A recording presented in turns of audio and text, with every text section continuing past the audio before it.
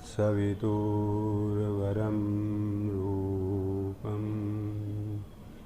ज्योतिः परस्य धीमहि यन्नः सत्येन दीपयेत्।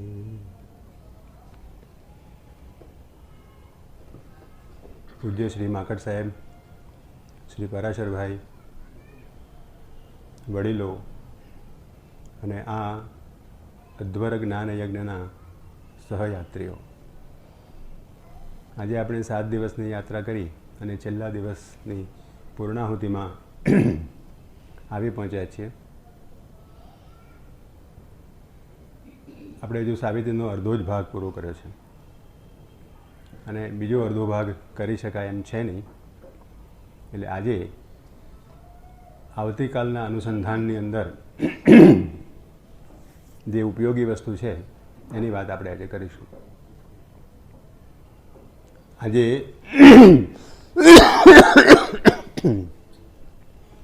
28મી ફેબ્રુઆરી છે. 28મી ફેબ્રુઆરી એટલે ઓરોવિલની સ્થાપના દિવસ. 1969ની સાલની અંદર શ્રી માતાજીએ ઓરોવિલની સ્થાપના કરી હતી. તેનો આજે સ્થાપના દિવસ છે. મને બરાબર યાદ છે કે તે દિવસે અમે અહીંયા ઉપરના જે મેઇન હોલ છે, ધ્યાનનો હોલ, તે વખતે આખું મકાન મળેલું ન હતું, પણ તે હોલની અંદર અમે બધાએ તે ટાઈમે ધ્યાન કર્યું હતું જ્યારે ઓરોવિલની સ્થાપના કરવામાં આવી હતી. એ દિવસ મને હજુ યાદ છે. તો આજે એ દિવસ છે 28મી ફેબ્રુઆરી, ઓરોવિલનો સ્થાપના દિવસ. અને આવતીકાલે ગોલ્ડન ડે, પ્રભુનો દિવસ, જેની વાત આપણે પ્રથમ દિવસે કરી હતી કે અતિમાનસ અવતરણને 29મી ફેબ્રુઆરી 1956ના દિવસે જે અતિમાનસ અવતરણ થયું તેનો 52મો એનિવર્સરી દિવસ, 52મો વાર્ષિક દિવસ આવતીકાલે છે. અને એ 21મી અને 29મીના ઉપલક્ષ્યની અંદર 21મી શ્રી માતાજીનો જન્મદિવસ અને 29મી આ ગોલ્ડન ડે, એ બે વચ્ચેનો જે ગાળો આપણને મળ્યો એની અંદર આ સાવિત્રીનો જ્ઞાનયજ્ઞ આપણે રાખ્યો હતો. અને તે આ અતિમાનસ જે અવતરણનો દિવસ છે એના અનુસંધાનની અંદર, એના ઉત્સવના ભાગરૂપે આપણે આ કાર્યક્રમ રાખ્યો હતો. એટલે એ 52મા અતિમાનસના અવતરણ દિવસની આ પૂર્વ સંધ્યાએ આપણે ફરીથી એ બધી વસ્તુઓને તાજી થાય અને એનું પરિણામ ભવિષ્યની અંદર શું આવશે એ બધી વાતોની આજે આપણે વાત કરવાના છીએ. એટલે એને લગતો જે સર્ગ છે, એને લગતું જે બુક છે એની વાત આપણે કરીશું. બાકીના સાવિત્રીનો જન્મ, એનો બાલ્યકાળ, એ પોતે પતિની શોધમાં જાય છે, તે સત્યવાનની સાથે એને મળે છે, સત્યવાનની સાથે મળે છે, સત્યવાનની સાથે એનો મિલાપ થાય છે અને સત્યવાનને એ પોતાની પસંદગી કરે છે. એ બધા પ્રસંગો શ્રી અરવિંદે સુંદર રીતે અને એમની પોતાની શૈલીની અંદર વર્ણવ્યા છે. અને તે પર્વ 4 અને 5ની અંદર છે, સત્યવાન સુધીનું. 6ઠ્ઠા પર્વની અંદર સાવિત્રી પોતે રાજાને ત્યાં પાછી આવે છે, અશ્વપતિને ત્યાં, અને અશ્વપતિને કહે છે કે મેં મારી પસંદગી કરી દીધી છે. પણ તે વખતે નારદ ત્યાં હાજર હોય છે.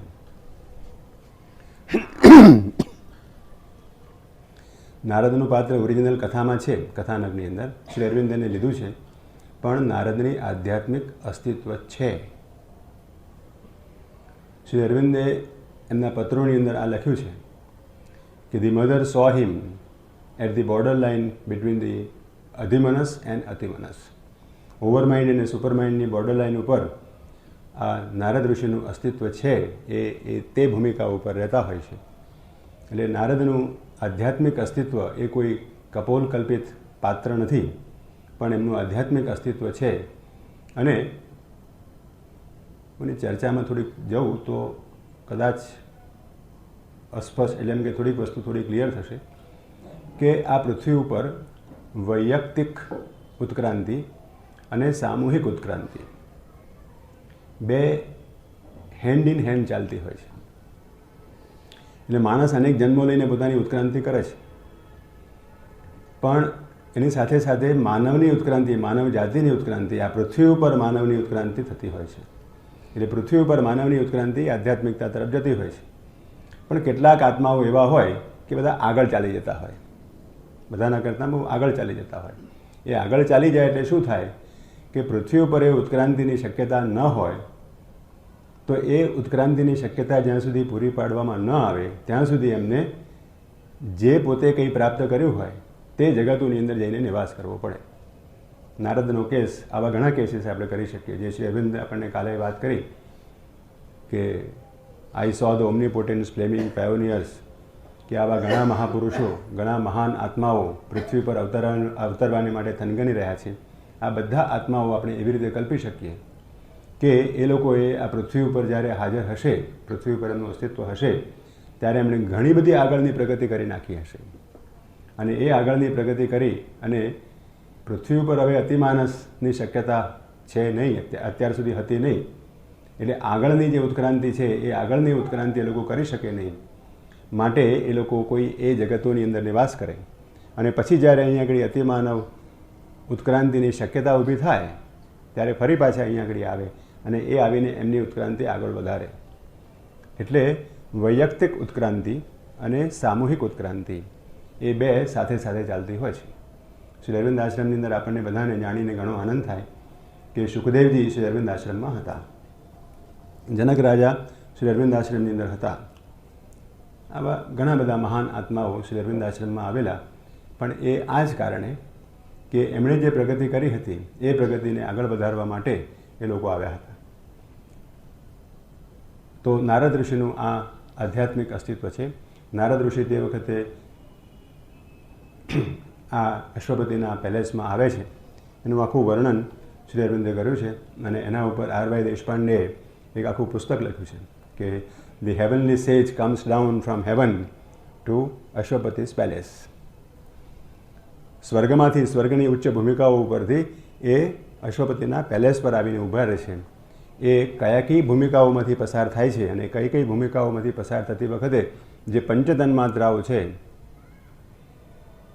આકાશ, વાયુ, અગ્નિ, જે પંચ મહાભૂતો છે એ પંચ મહાભૂતોના જગ્યામાંથી પસાર થાય છે અને એ આખું વર્ણન અહીં આગળ સાવિત્રીમાં આપણને આપવામાં આવેલું છે. એના ઉપર R.Y. દેશપાંડેએ એક આખું 300-400 પાનનું પુસ્તક લખ્યું છે. વેલ એનીવે, એ વસ્તુનો આપણો વિષય નથી. હું જે કહેવા માગું છું તે એક વિશિષ્ટ વાતની વાત કરવા માગું છું કે નારદ જ્યારે અહીં આગળ ઉતરી આવે છે અશ્વપતિના પેલેસની અંદર, ત્યારે એ નારદ પોતે ગાન ગાતા હોય છે. એ જ્યાં સુધી ઉદ્ભવ ભૂમિકામાં હોય છે ત્યાં સુધી અજર અમર આત્માના ગીતો ગાય છે. ત્યારે પછી જેમ જગતની અંદર ઉતરતા જાય છે તેમ તેમ એમના ગાયનનો ટોન બદલાતો જાય છે. એ અહીંયા આગળ આવી અને અહીંયા આગળ પછી જગતની અંદર કેવી ઉત્ક્રાંતિ થઈ, માનવની આધ્યાત્મિક ઉત્ક્રાંતિ કેવી રીતે થઈ, એના ગાન ગાય છે. અને પછીથી એ હવે પછી જગતની અંદર શું થશે એના ગાન ગાવા માંડે છે. અને પરમાત્માનો વિજય થશે, આ બુદ્ધિ આ પરમાત્માની સ્થાપના અહીં આગળ થશે, એમનો આવિર્ભાવ થશે, આવા ગાન એ ગાય છે. એની અંદર શ્રી અરવિંદે એક વાત લખી છે, એના ઉપર હું આપણું ધ્યાન દોરવા માગું છું કારણ કે એ કોઈક વિશિષ્ટ વાત છે. અહીં શ્રી અરવિંદ લખે છે, and as he sang the demons wept with joy, foreseeing the end of their long dreadful task and the defeat for which they hoped in vain, and glad release from their self-chosen doom, and return into the one from whom they came. Narad ઋષિએ આ ગાન ગાયા કે હવે પછી અહીંયા પૃથ્વી ઉપર આધ્યાત્મિક પ્રકાશ કેવી રીતે આગળ આવશે, એનો વિજય કેવી રીતે થશે, અને એમ કરતાં કરતાં 417મું પાન છે, જેની પાસે પુસ્તક હોય તેની પાસે. And as he sang the demons wept with joy, foreseeing the end of their long dreadful task and the defeat for which they hoped in vain. એનો અર્થ શું થાય છે કે જ્યારે એ નારદજી ગાતા હતા ત્યારે અસુરો એ આનંદથી રડતા હતા. કેમ આનંદથી રડતા હતા? foreseeing the end of their long dreadful task. A task શબ્દ વાપર્યો છે. એમને એક ભયંકર કામ સોંપવામાં આવેલું હતું અને એ ભયંકર કામ જે એમને સોંપવામાં આવેલું હતું તેનો હવે અંત આવવાનો છે. કારણ કે અહીંયા આગળ જ્ઞાનનો વિજય થશે, અહીં પરમાત્માનો વિજય થશે. એટલે એમને જે ભયંકર કામ આપવામાં આવેલું હતું એ કામનો એ અંત આવશે. એટલે એમણે જે કામ પોતાના ઉપર સ્વીકારેલું છે, કામ એમને સોંપવામાં આવ્યું છે, એમાંથી હવે એમની મુક્તિ થશે. કારણ કે એમને ડ્રેડફુલ ટાસ્ક આપવામાં આવ્યો છે, એમાંથી એમની મુક્તિ થશે અને તેથી કરીને એ આનંદથી રડતા હતા. And the defeat for which they hoped in vain. અસુરોનો સ્વભાવ એ રીતે ઘડવામાં આવેલો હોય છે અને અસુરોનો સ્વભાવ એ પ્રમાણે ઘડવામાં આવેલો હોય છે. એટલે શું એ લોકો હોપ કરે કે પરમાત્માની હાર થાય અને એમનો વિજય થાય. તો એ and defeat for which they hoped in vain, આ ડિફીટ માટે એ લોકો જે આશા, ખોટી આશા રાખીને બેઠા હતા, એમાંથી એમની મુક્તિ થશે. And glad release from there self chosen doom. Glad release from there self chosen doom, પોતાનો વિનાશ પોતે જાતે પસંદ કરેલો હતો એવામાંથી એમની સુખપૂર્ણ મુક્તિ એમાંથી થશે.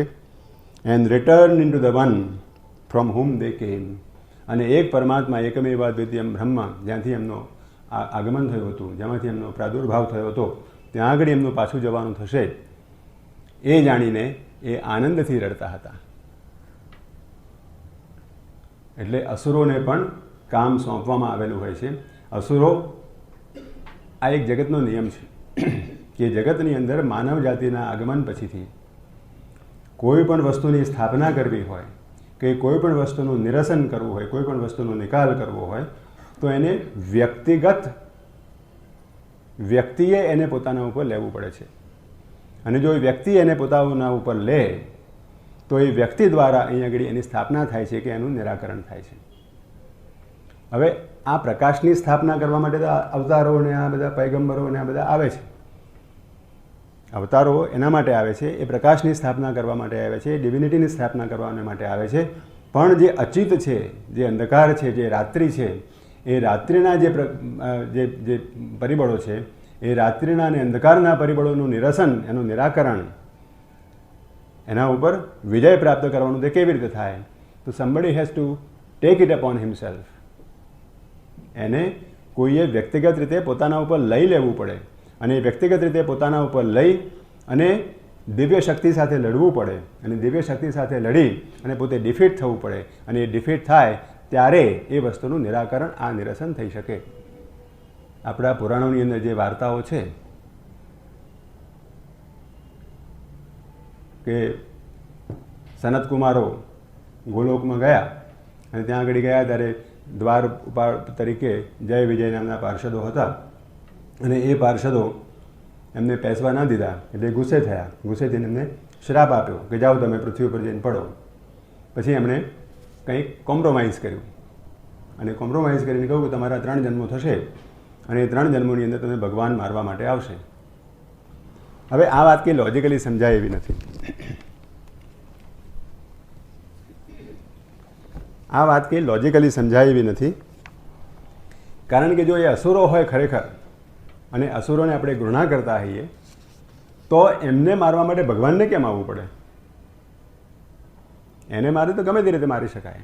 ઘણા બધા અહીંયા આગળ રાજાઓ હોય ને રાજાઓ દ્વારા એમને મારી શકાય, પણ એમને મારવા માટે ભગવાને આવવું પડે. કારણ કે એક વિશ્વની અંદર અંધકારની પરિબળ પણ એમણે પોતાના ઉપર લેવાનું સ્વીકાર્યું છે અને એ સ્વીકારી અને એનું નિરસન કરવા માટે પરમાત્માએ આવવું પડે. આ પુરાણોની જે આખી વાર્તા છે અને એની અંદર આ રહસ્ય સમાયેલું છે. એ આપણે જ્યારે આ વાંચીએ ત્યારે આપણને એ ખ્યાલ આવે કે અહીંયા જે શ્રી અરવિંદ કહેવા માગે છે તે આ વસ્તુ કહેવા માગે છે. એટલે જય વિજય પાર્ષદોનો 3 જન્મો થયા, હિરણ્યાક્ષ અને હિરણ્યકશ્યપુ, રાવણ અને કુંભકર્ણ અને જરાસંધ અને શિશુપાળ, અને 3 વખતે 3 અવતારોએ જન્મ લીધો. નૃસિંહ ભગવાન, રામ ભગવાન અને કૃષ્ણ ભગવાન. આ રહસ્ય આપણને આની સાથે જ્યારે આપણે આ પુરાણની તપાસ કરીએ ત્યારે આપણને ખ્યાલ આવે કે આ સિદ્ધાંત, આ વસ્તુ આની પાછળ છુપાયેલી છે. એ વસ્તુનું ધ્યાન દોરવા માટે મેં આ આખી વાત આપને કરી. ઘણી સુંદર વાતો આની અંદર કરવામાં આવી છે. The way of fate and the problem of pain, એ બહુ સુંદર વાતો છે, પણ આપણે એને નહીં જઈએ કારણ કે otherwise I will not be able to do what I have to do today. હવે આપણે એની આખા સેટિંગની અંદર આવીએ કે સાવિત્રી પોતે નક્કી કરેલું હોય છે, એટલે એ પોતે નક્કી કરે છે કે મેં આ પસંદગી કરેલી છે અને એમાં અટલ રહે છે. રાણી અને નારદ વચ્ચે સંવાદ થાય છે. નારદ એ બધી વાતો કરે છે કે જ્યારે અવતારી પુરુષ અહીં આવે છે ત્યારે એને કઈ કઈ મુશ્કેલીઓમાંથી પસાર થવું પડશે. ધી વર્લ્ડ રિડીમર્સ ટાસ્ક, પૃથ્વીનો ઉદ્ધાર કરવા માટે જે લોકો આવે છે એ ઉદ્ધાર કરનારા લોકોને પણ કઈ મુશ્કેલીઓમાંથી પસાર થવું પડશે એનું વિશદ અને સુંદર વર્ણન અહીં આગળ કરેલું છે. એ નારદ અને એની રાણી સાવિત્રીની માતા એ બે વચ્ચે આ સંવાદ થાય છે.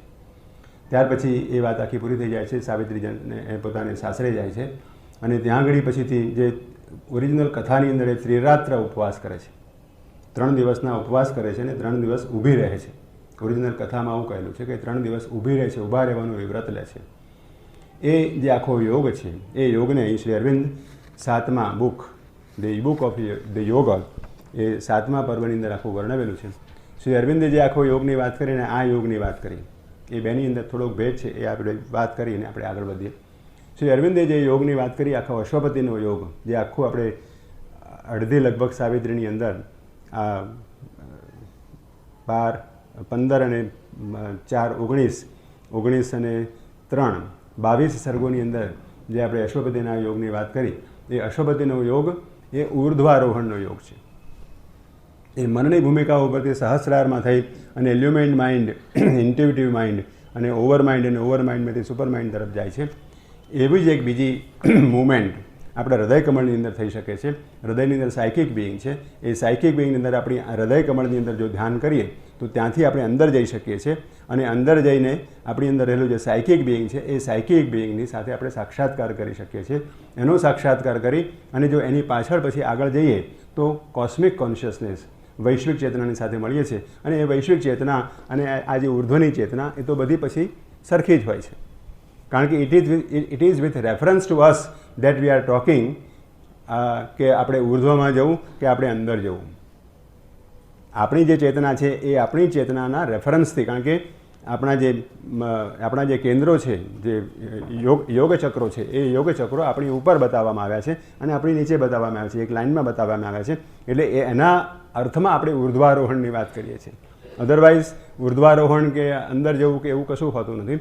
પણ it is with reference to us, with reference to our consciousness. આપણી ચેતનાના અનુસંધાનની અંદર આપણે એમ વાત કરીએ છીએ કે આપણે ઉપર જઈએ છીએ કે આપણે અંદર જઈએ છીએ. પણ there is one more point and that is to be noted from the point of view of yoga. યોગ સાધનાની દ્રષ્ટિએ આ સહસ્રારનું ઓપનિંગ, સહસ્રારનું ખુલ્લા થવું એ કેટલીક વખત બહુ મુશ્કેલ બની રહે છે. એ ઘણા માણસો એને સહન કરી શકતા નથી, કારણ કે એ તમે વૈશ્વિક પ્રકાશની અંદર ચાલી જાઓ છો ને વૈશ્વિક પ્રકાશને પછી સહન કરવો એ મુશ્કેલ બને છે માણસના બ્રેઇનને માટે. એનું જ્યારે ખરેખર એનું તૈયાર નથી હોતું ત્યારે પણ અવતરણ કરાવવામાં આવે તો એ બહુ વાંધો આવતો નથી. પણ જે સહેલામાં સહેલો રસ્તો છે તે આ છે કે જો કોન્સન્ટ્રેટ ઇન હાર્ટ, હૃદયની અંદર આપણે ધ્યાન કરીએ અને હૃદયની અંદર ધ્યાન કરી અને અંદર ચાલી જઈએ અને અંદર ચાલી ગયા પછી આપણું જે આત્મતત્વ છે, આપણી અંદર રહેલું જે સાયકિક બિઈંગ છે એની સાથે આપણે અનુસંધાન કરીએ અને એના દ્વારા આપણે અંદર ચાલી જઈએ. એ ચાલી ગયા પછીથી ત્યાં કોઈ ઉપર કે નીચે કે ઉર્ધ્વ કે આવું કંઈ રહેતું નથી. માતાજી એમ કહે છે કે આ કેવા જાતનો અનુભવ હોય છે. માતાજી એને સમજાવે છે કે આ બધી વાતો શું ઉપર જવાની, અંદર જવાની, બીજી ચેતનાની અંદર જવાની, કાં ચિદાકાશની વાત છે. જેમ આપણું આ ફિઝિકલ અવકાશ છે તેમ ચિદ આકાશ, ચેતનાનું આખું સ્પેક્ટ્રમ છે, ચેતનાનું આખું અવકાશ છે. એ ચેતનાના અવકાશની અંદર અનેક ચેતનાની ભૂમિકાઓ આવેલી છે અને એ ચેતનાની ભૂમિકાઓની દ્રષ્ટિએ આપણે ઉર્ધ્વમાં કે અંદર જવાની વાત કરીએ છીએ. એટલે એ સાયકિક બિઈંગ આપણી અંદર રહેલો એક એવો દેવ છે કે જે દેવ જન્મે જન્મે એ વિકાસ પામે છે અને એની અંદર વિકાસ પામતા પામતા જો આપણે એનો સાક્ષાત્કાર કરીએ, એને આપણે પ્રાપ્ત કરીએ, એને બહાર લાવવાનો પ્રયત્ન કરીએ તો આપણી આધ્યાત્મિક સાધના બહુ ઝડપ રીતે સફળ થાય છે. અને એ શ્રી અરવિંદના જે 3 રૂપાંતરોની વાત એમણે કરેલી છે, એક સાયકિક ટ્રાન્સફોર્મેશન, એક સાયકિક રૂપાંતર, બીજું સ્પિરિચ્યુઅલ રૂપાંતર અને ત્રીજું અતિમાનસિક રૂપાંતર. એ સાયકિક રૂપાંતરની વાત આ અંદરના યોગની અંદર આપણી અંદર રહેલા હૃદય કમળમાં બેઠેલા ભગવાન, એ હૃદય કમળમાં બેઠેલા ભગવાનને આપણે પ્રાપ્ત કરીએ અને એના દ્વારા આપણા શરીરની, આપણા અસ્તિત્વની સર્વ ભૂમિકાઓની અંદર કામ કરીએ એને સાયકિક ટ્રાન્સફોર્મેશન કહે છે. એ ચૈતસિક રૂપાંતર છે. અને એ ચૈતસિક રૂપાંતર એક આ પૃથ્વીના વાતાવરણની અંદર આપણી હોરિઝોન્ટલ ક્વેશ્ચન એટલે આપણી ભૂમિકા ઉપર, પૃથ્વીની ભૂમિકા ઉપર એક દિવ્યતાનું સર્જન કરી આપે છે. અને એક મંદિર જેને આપણે કહીએ, અહીંયા શ્રી અરવિંદ લખે છે આ સાવિત્રીની અંદર, out of stone and wood of our being. એક વેદની સરસ ઉપમા છે. વેદની એક સરસ ઉપમા છે કે આપણી અંદર જે સોમરસની વાત આપણે કરીએ છીએ, એ સોમરસ એટલે શું? ગીતાનો શ્લોક આપણે કહીએ કે યમ લબ્ધ્વા ચાપરમ લાભમ મન્યતે નાધિકમ તતઃ યસ્મિન સતો ન દુઃખે ન ગુરુણાપી વિચાલ્યતે. 6ઠ્ઠા અધ્યાયનો આ શ્લોક છે કે જેને પ્રાપ્ત કર્યા પછીથી આનાથી કંઈ વધારે પ્રાપ્ત કરવાનું છે એવું આપણે માનતા નથી. અને જગતની આ મોટામાં મોટા દુઃખો આવે તો પણ એની અંદર સ્થિત થયા પછી આપણે દુઃખથી વિચલિત થતા નથી. એવું એ આંતરચેતનાનું સ્થિર થવું, આંતરચેતનાની અંદર એ ચૈતસિક બિંગમાં સ્થિર થવું એ એનું લક્ષણ છે. એ થયા પછી આપણને કોઈ મુશ્કેલી ઊભી થતી નથી. પણ મુશ્કેલીઓ આવે, પણ એ મુશ્કેલીઓ એક એનું સહેજથી એ આપણે યોગ માર્ગની અંદર આગળ વધી શકીએ છીએ. તો એ સાયકિક રૂપાંતર છે, એ ચૈતસિક રૂપાંતર છે. અને એના એ પછી આપણી પ્રકૃતિ જે છે, એ પ્રકૃતિની અંદર આપણે એક જાણે કે મંદિર બાંધ્યું હોય. આપણી પ્રકૃતિ તો એવી વિચિત્ર છે કે એ પ્રકૃતિની અંદર 1000 ભાગો 1000 જગ્યાએ દોડાદોડ કરતા હોય છે. મન એક જગ્યાએ દોડે, પ્રાણ બીજી જગ્યાએ દોડે, નિમ્ન પ્રાણ ત્રીજી જગ્યાએ દોડે, આ ચારે બાજુ દોડતો હોય છે. પણ એ પ્રકૃતિના અનેક ભાગો અનેક દિશામાં દોડતા હોય છે. ત્યારે જો આ સાયકિક બિંગનું સાક્ષાત્કાર થાય તો પછીથી એ આ બધા પ્રકૃતિના ભાગોને એક સંવાદિતાપૂર્ણ રીતે એક સંગઠિત કરે છે. અને આ આપણા વ્યક્તિત્વની અંદર એક મંદિરનું નિર્માણ થાય છે. અને એ મંદિરના નિર્માણની અંદર આપણો આ જે દેવ, અંદર રહેલો જે દેવ છે, એ દેવની આપણે પૂજા કરીએ છીએ. તો એ out of the stone and wood of our being, જે હું વેદની ઉપમાની વાત કરતો હતો તે આ છે કે આપણને 3 પ્રકારના અનુભવો થાય છે: સુખ, દુઃખ અને ઉદાસીનતા. તો વેદની જે ઉપમા છે તે આ છે. વેદ આપણે સુખ દુઃખ અને ઉદાસીનતાના વેલા પાંદડા, સોમલતાના વેલા પાંદડાને કૂટી અને એનું સંશોધન કરી અને સોમરસ જે આપણે પ્રાપ્ત કરીએ છીએ, એ સોમરસ જો ઇન્દ્રને પીવડાવવામાં આવે, એટલે આપણા ડિવાઇન માઇન્ડને પીવડાવવામાં આવે, આપણી અંદર રહેલા જે બૃહસ્પતિ છે એને પીવડાવવામાં આવે, તો પછી એ વૃત્રાસુરને મારી શકે છે, આપણી અંદર રહેલા અસુરોને મારી શકે છે. અને એનાથી આપણી આધ્યાત્મિક પ્રગતિ થાય છે. તો આપણી અંદર રહેલો જે ચૈતસિક આત્મા છે એ સુખ દુઃખ અને ઉદાસીનતાના વેલા પાંદડામાંથી આનંદને લઈ આવે છે. એ આનંદનો નિષ્કર્ષ કરે છે. એ આનંદને એનું અર્ક કાઢી નાખે છે. કારણ કે આપણો અંદર રહેલો જે દિવ્ય આત્મા છે, એ દિવ્ય આત્મા હંમેશા આનંદ જ પ્રાપ્ત કરે છે. કારણ કે એ આનંદનું બીજ છે, એ આનંદમય ભૂમિકાનું આપણી અંદર રહેલું બીજ છે. એટલે સર્વ અનુભવોમાંથી, સર્વ આધ્યાત્મિક કે કોઈ પણ પ્રકારના અનુભવોમાંથી એ હંમેશા આનંદને બનાવે છે. શ્રી અરવિંદ વીછી આગળ હાથ મૂકે અને વીછી આગળ હાથ મૂકી અને પછી વીછી કરડાવે અને વીછીને કરડાવીને કીસ ઓફ બ્રહ્મન એવું કાવ્ય લખે.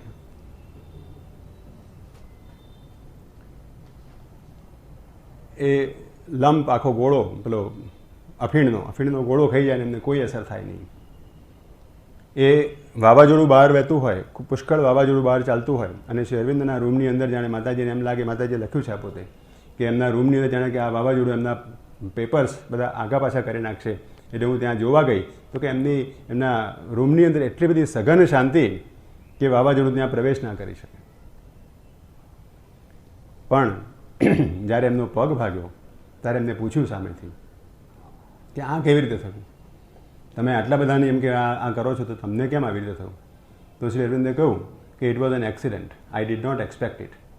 અને એમણે પોતાની ભૂલ કબૂલ કરી. એ ભૂલ શું કબૂલ કરી? તો કે સેકન્ડ વર્લ્ડ વોરની લગભગ શરૂઆત થઈ ગઈ હતી. હિટલર અને આ આસુરિક શક્તિઓ આ કાર્ય, જે આધ્યાત્મિક કાર્ય પોંડિચેરીમાં થઈ રહ્યું છે, એ આગળ ન વધે એને માટે બહુ કોન્સન્ટ્રેટેડ થયેલા હતા. અને માતાજીનું રક્ષણ કરવું એ બહુ જરૂરી હતું.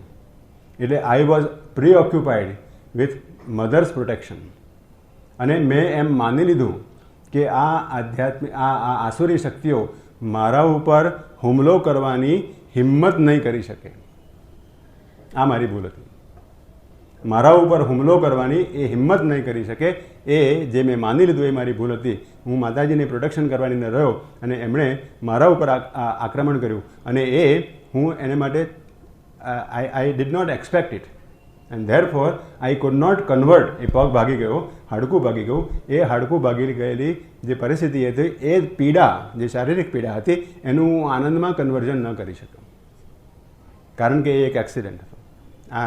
આવી મોટી વાત આપણને શ્રી અરવિંદ કહે છે, બહુ મહાન વસ્તુ છે. તો એ આનંદ આપણી અંદર રહેલો જે ચૈત્યાત્મા છે, એ આનંદને કોઈ પણ દુઃખ અને પીડા હોય એને એ આનંદમાં કન્વર્ટ કરીને કરે છે. પણ આપણું મન દુઃખ અનુભવે છે, આપણું મન આનંદ અનુભવે છે, આપણું મન પીડા અનુભવે છે, પણ એ તો એનું સોમરસની અંદર રૂપાંતર કરી નાખે છે.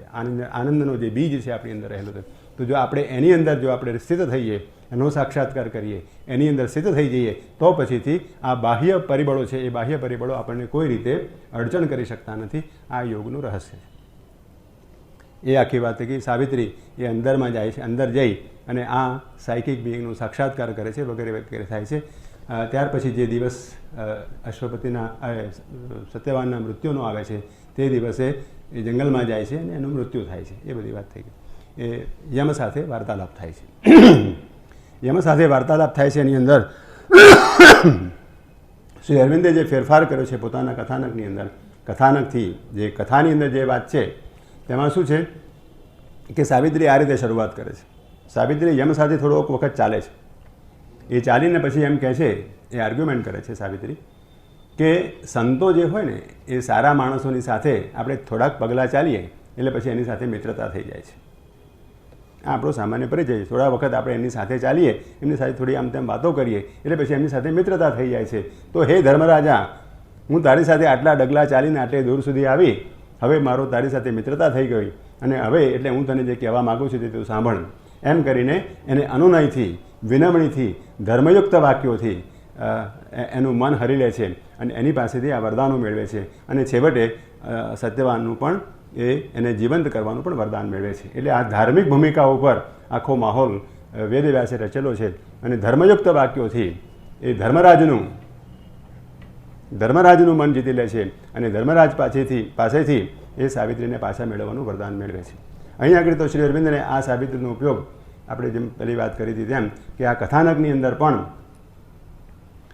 એ ધર્મયુક્ત વાક્યોથી આ કામ કરવામાં આવે છે. પણ એની પાછળ જે રહસ્ય છે એ રહસ્યના નામ દ્વારા સૂચવવામાં આવે છે. કારણ કે આ હાઈ ફિલોસોફીનો, આમ કે આ જે પુરાણો છે, પુરાણોનો આ હાઈ ફિલોસોફીનો વિષય નહોતો. પણ શ્રી અરવિંદ આ રહસ્ય જાણે છે એટલે શ્રી અરવિંદે આ યમની વાત, યમને આ અચિતના પ્રતિનિધિ રૂપે, આ અજ્ઞાનના પ્રતિનિધિ રૂપે, આ રાત્રિના પ્રતિનિધિ રૂપે લે છે. અને એ રાત્રિમાંથી મનુષ્ય જાતિનો ઉદ્ધાર કરવાને માટે સાવિત્રી પરમ શબ્દ રૂપે આવેલી છે. અને એટલા માટે એ બંનેને જક્સ્ટા પોઝિશન ઉપર મૂકી આપવા માટે યમને એ રાત્રિને અંધકારના પ્રતિનિધિ રૂપે જુએ છે. અને એ બે વચ્ચે સ્ટ્રગલ થાય છે. સ્ટ્રગલ એટલે એક જાતની કન્ટેસ્ટ, એક સ્ટ્રગલ, એક સંઘર્ષ થાય છે, એકબીજાની સામે આર્ગ્યુમેન્ટ થાય છે અને અનેક પ્રકારના આર્ગ્યુમેન્ટ કરે છે. અને છેવટે પહેલાં તો એમ જ કહે છે કે આ બધી તારી વાત ખોટી છે, કોઈ દિવસ આવું બની શકે નહીં. પછી કહે છે કે જ્ઞાન હોય તો થઈ શકે, પછી કહે છે શક્તિ હોય તો થઈ શકે, વગેરે વગેરે બધી અનેક પ્રકારના આર્ગ્યુમેન્ટ થાય છે. અને સાવિત્રી બધા જવાબો આપે છે. પણ છેવટે યમરાજા એમ કહે છે કે તું આ બધી વાતો કરે છે કે તું તારી પાસે કઈ શક્તિ છે? તું આ જગતની અધિષ્ઠાત્રી કોઈ દેવી છે કે આ જગતની માતા છે? અને જો જગતની માતા રૂપે તું મારી સમક્ષ આવેલી હોય તો મને તારા દર્શન કરાવ, કે જેથી હું સમજું અને માનું, અને સમજીને માનીને પછી હું તને જગ્યા આપું. એમ કરીને એને આવી ચેલેન્જ કરે છે. સાવિત્રી પોતાનું જે વ્યક્તિતા છે એ વ્યક્તિતાને છોડી દે છે અને એક ઇન્કાર્નેશન, જે પોતાનું અવતારી રૂપ છે એ અવતારી રૂપ ધારણ કરે છે. અને ઉપરથી એક પ્રકાશ, એક ફોર્સ, એક શક્તિ નીચે ઉતરી આવે છે. એના સહસ્રારની અંદર કામ કરે છે, એના વિશુદ્ધિ ચક્રની અંદર કામ કરે છે, એના હૃદયની અંદર કામ કરે છે. અને એક અવતારી પુરુષ તરીકે એ બોલે છે અને કહે છે કે હે ઓલમાઇટી દેટ્સ, તું મારા રસ્તામાંથી અત્યારે ખસી જા. આ મારું અવતારી કાર્ય કરવા માટે હું આવી છું, માટે તું અહીંથી મારા રસ્તામાંથી ખસી જા. અને એ રીતે પણ તોય યમ માનતો નથી. એટલે પછીથી સાવિત્રીનો પ્રકાશ એની આજુબાજુ ફરી વળે છે. એના પ્રકાશથી એના ઉપર અંધકાર ઉપર આક્રમણ કરે છે અને એ પછીથી ત્યાંથી નાસી જાય છે. એ અચિતની રાત્રિમાં જતો રહે છે. અને એ રીતે યમનું મૃત્યુ થાય છે. અથવા તો યમ પોતાનું જે પડદો છે, પોતાનું જે માસ્ક છે, એ માસ્ક જાણે કે છોડી દે છે અને રાત્રિની અંદર ચાલી જાય છે. આ આખી વાત થઈ ગઈ. પછીથી આ આપણું જે સર્ગ છે એ સર્ગની વાત શરૂ થાય છે. જે 11મો સર્ગ છે, જેની વાત આપણે આજે કરવાના છીએ, તે સર્ગ ત્યાંથી શરૂઆત થાય છે. પણ એટલે આ ટૂંકની અંદર આનો હું બેકગ્રાઉન્ડ મેં આપણે આપ્યું. હવે આની અંદર મારે એક બે વાત કરવી છે, એનું આખું હું વાંચું તે પહેલાં.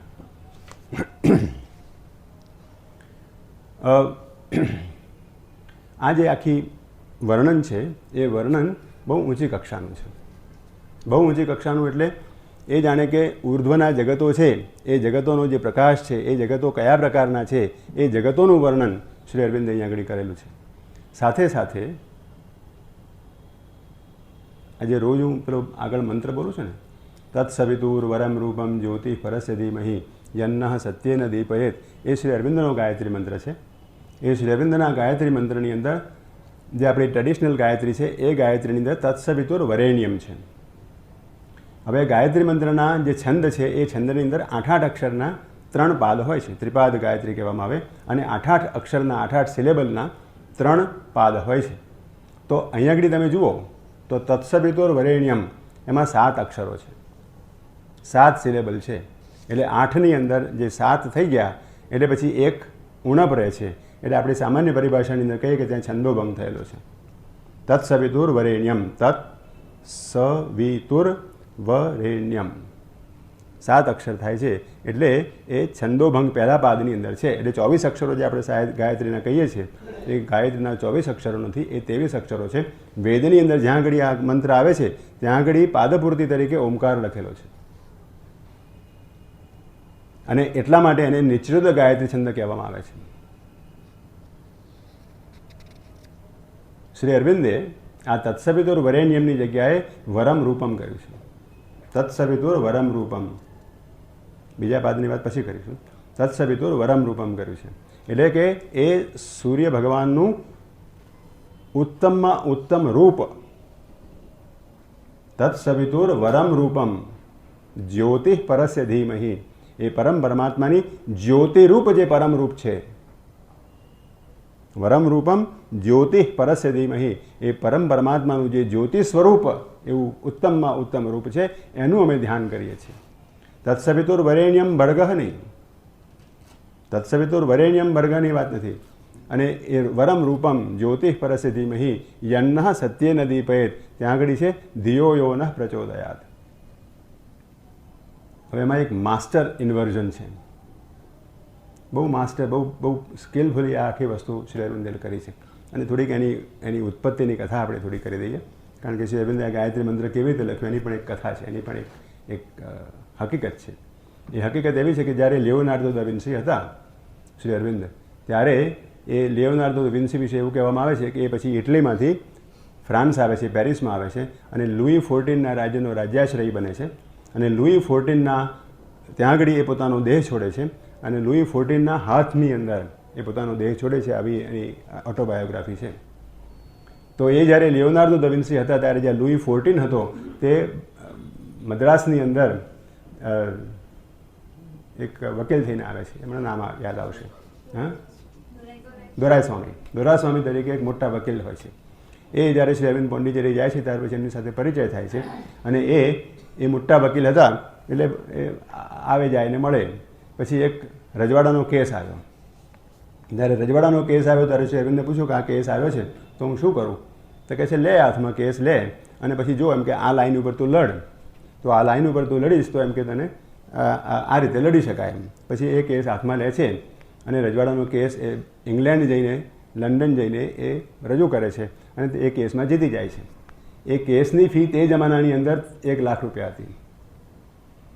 એ કેસ જીતીને આવે છે અને પછી એ લાખ રૂપિયા શ્રી અરવિંદને આપી દે છે કે લો આ મારી ફી છે. તો કહે છે કે આ ફી મને કેમ આપી? કે તમે મને કહ્યું એટલે હું જીત્યો, તમે મને જે આર્ગ્યુમેન્ટ આપ્યો એ આર્ગ્યુમેન્ટ પ્રમાણે હું લડ્યો ને એ પ્રમાણે મને થયું એટલે મેં તમને આ ફી આપી. તો કે સારું, માતાજીને આપો, માતાજીની વ્યવસ્થા કરશે. 20,000 રૂપિયા રાખીને બાકીની બધે એમને આપી દેશે. આ એક બાહ્ય વાત થઈ. એમના દીકરાને યજ્ઞોપવિત આપવાનું હતું. એમના દીકરાને યજ્ઞોપવિત આપવાનું હતું. આ બધાએ કહ્યું કે જો શ્રી અરવિંદની ગાયત્રી મંત્રનું આપણને ઉપદેશ કરે તો આપણે યજ્ઞોપવિત કરવું, નહીં કરવું. એટલે શ્રી અરવિંદને કહ્યું કે અમને ગાયત્રી મંત્ર લખી આપો. એટલે શ્રી અરવિંદ કે જૂનો ગાયત્રી મંત્ર થોડો લખી આપે. એમણે આ નવો ગાયત્રી મંત્ર લખી આપ્યો. આ એની ઉત્પત્તિની કથા છે. એટલે જે આગલા જમાનાની અંદર લિયોનાર્ડો દ વિન્સી હતા અને લુઈ XIV હતા, એ અહીં આગળ શ્રી અરવિંદ અને દોરાસ્વામી હતા, અને એ પ્રકારનો સંબંધ એમની પાસે હતો, એ પ્રકારનો સંબંધ હતો, અને એ આ શ્રી અરવિંદના ગાયત્રી મંત્રને આપણને મેળવવાની અંદર એ નિમિત્ત માત્ર બન્યા હતા. તો આ જે માસ્ટર ઇન્વર્ઝન છે તે આ છે. તત્સવિતોર વરમ રૂપમની વાત છે. એ વરરૂપ, ઉત્તમમાં ઉત્તમ રૂપ જે છે એ રૂપની વાત આ 11માં, આ જે 11મો કેન્ટો છે, 11મો જે સર્ગ છે, એ 11મા સર્ગની અંદર એ વરરૂપ, ઉત્તમ રૂપ કહ્યું છે, એ રૂપનું વર્ણન અહીં આગળ કરવામાં આવ્યું છે. અને એટલા માટે આ ગાયત્રી મંત્રની સાથે એને સંબંધ છે. આમે આપણે જાણીએ છીએ કે ગાયત્રી એ વેદ માતા ગાયત્રી કહેવાય છે. અને જો શ્રી અરવિંદનો આપણે સાવિત્રીને જો આપણે ફ્યુચર વેદ કહેવાના હઈએ અને કહેતા હઈએ, તો પછી એની જે વેદ માતા ગાયત્રી છે એ ગાયત્રી મંત્ર પણ આપણે જાણવો જોઈએ. એટલા માટે અને આ આની સાથે પ્રસ્તુતતા છે, એટલે એને હું એને મૂકી આપું છું.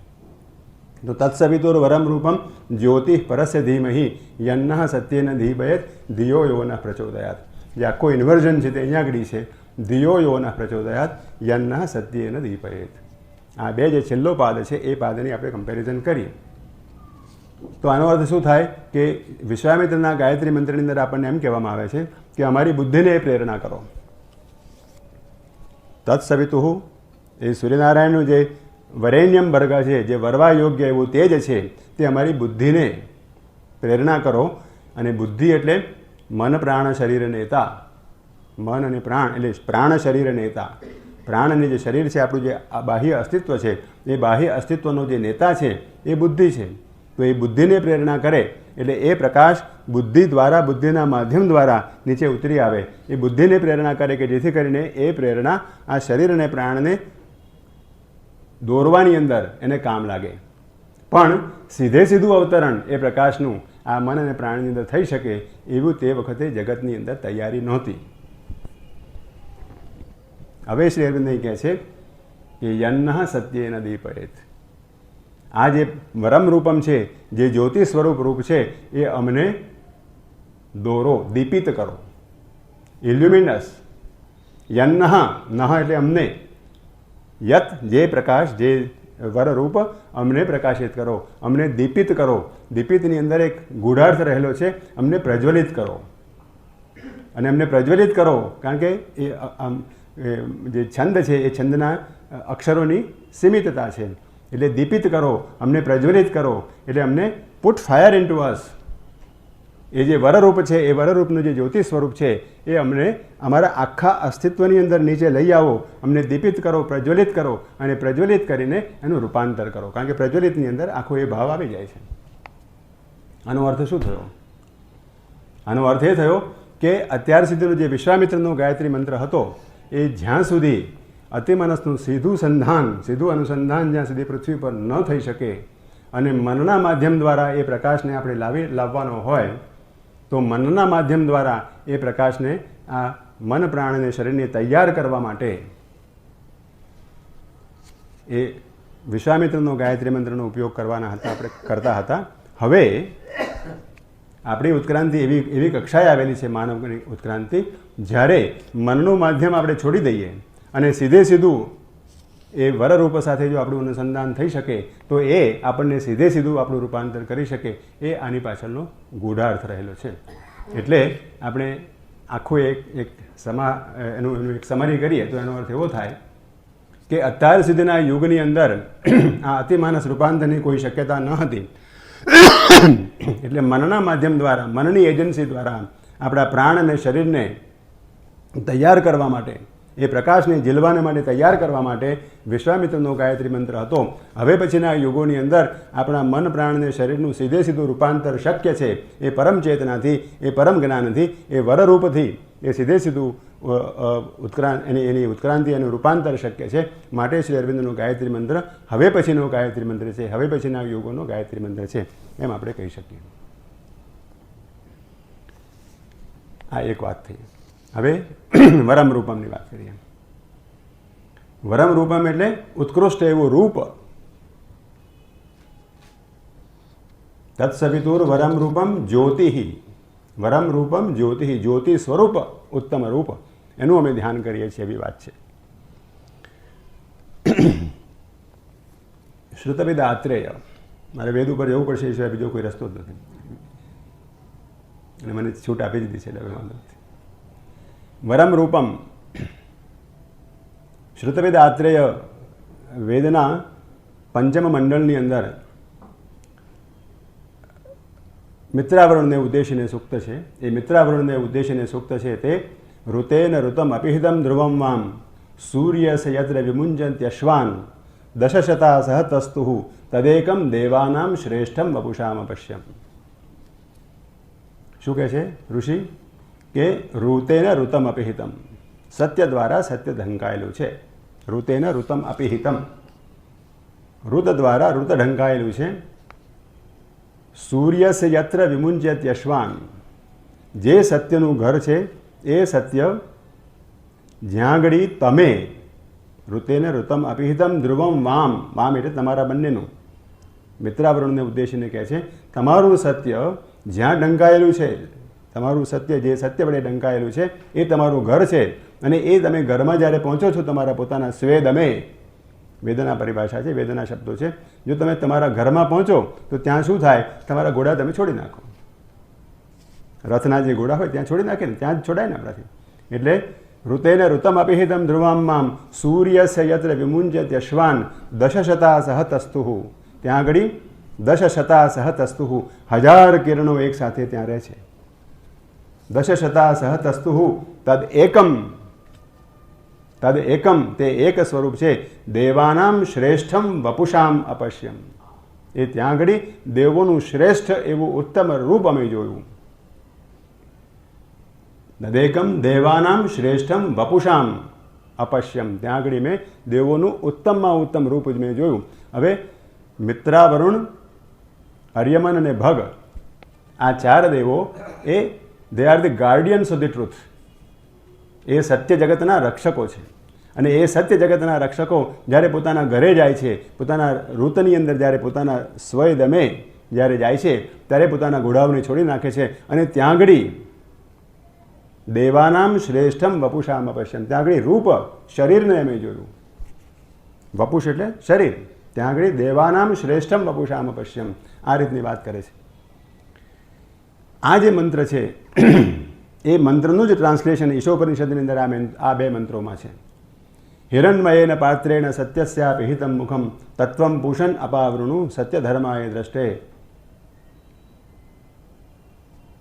હિરણમયેન પાત્રેણ સત્યસ્યાપि હિતમ મુખમ ઋતેન ઋતમ અપિહિતમ. અધિમનસ પણ સત્ય છે અને અતિમનસ પણ સત્ય છે, પણ અતિમનસ સત્યનું ઢાંકણ અધિમનસ છે. એ ઋતેન ઋતમ અપિહિતમ, ઋતેન ઋતમ અપિહિતમ ધ્રુવમ વામ સૂર્યસ્ય યત્ર વિમુંજન્ત્યશ્વાન.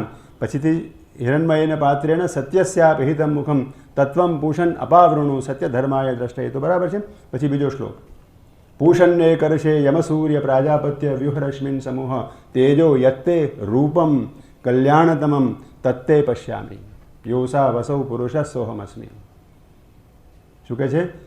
પૂષણ એકર્ષે યમ સૂર્ય પ્રાજાપત્ય વ્યુહ રશ્મિન સમૂહ, વ્યુહ રશ્મિન સમૂહ, તારા જે બધા કિરણો છે તે બધા કિરણોને ત્યાં તું એકઠા કર, માર્શલ ધેમ ટુગેધર.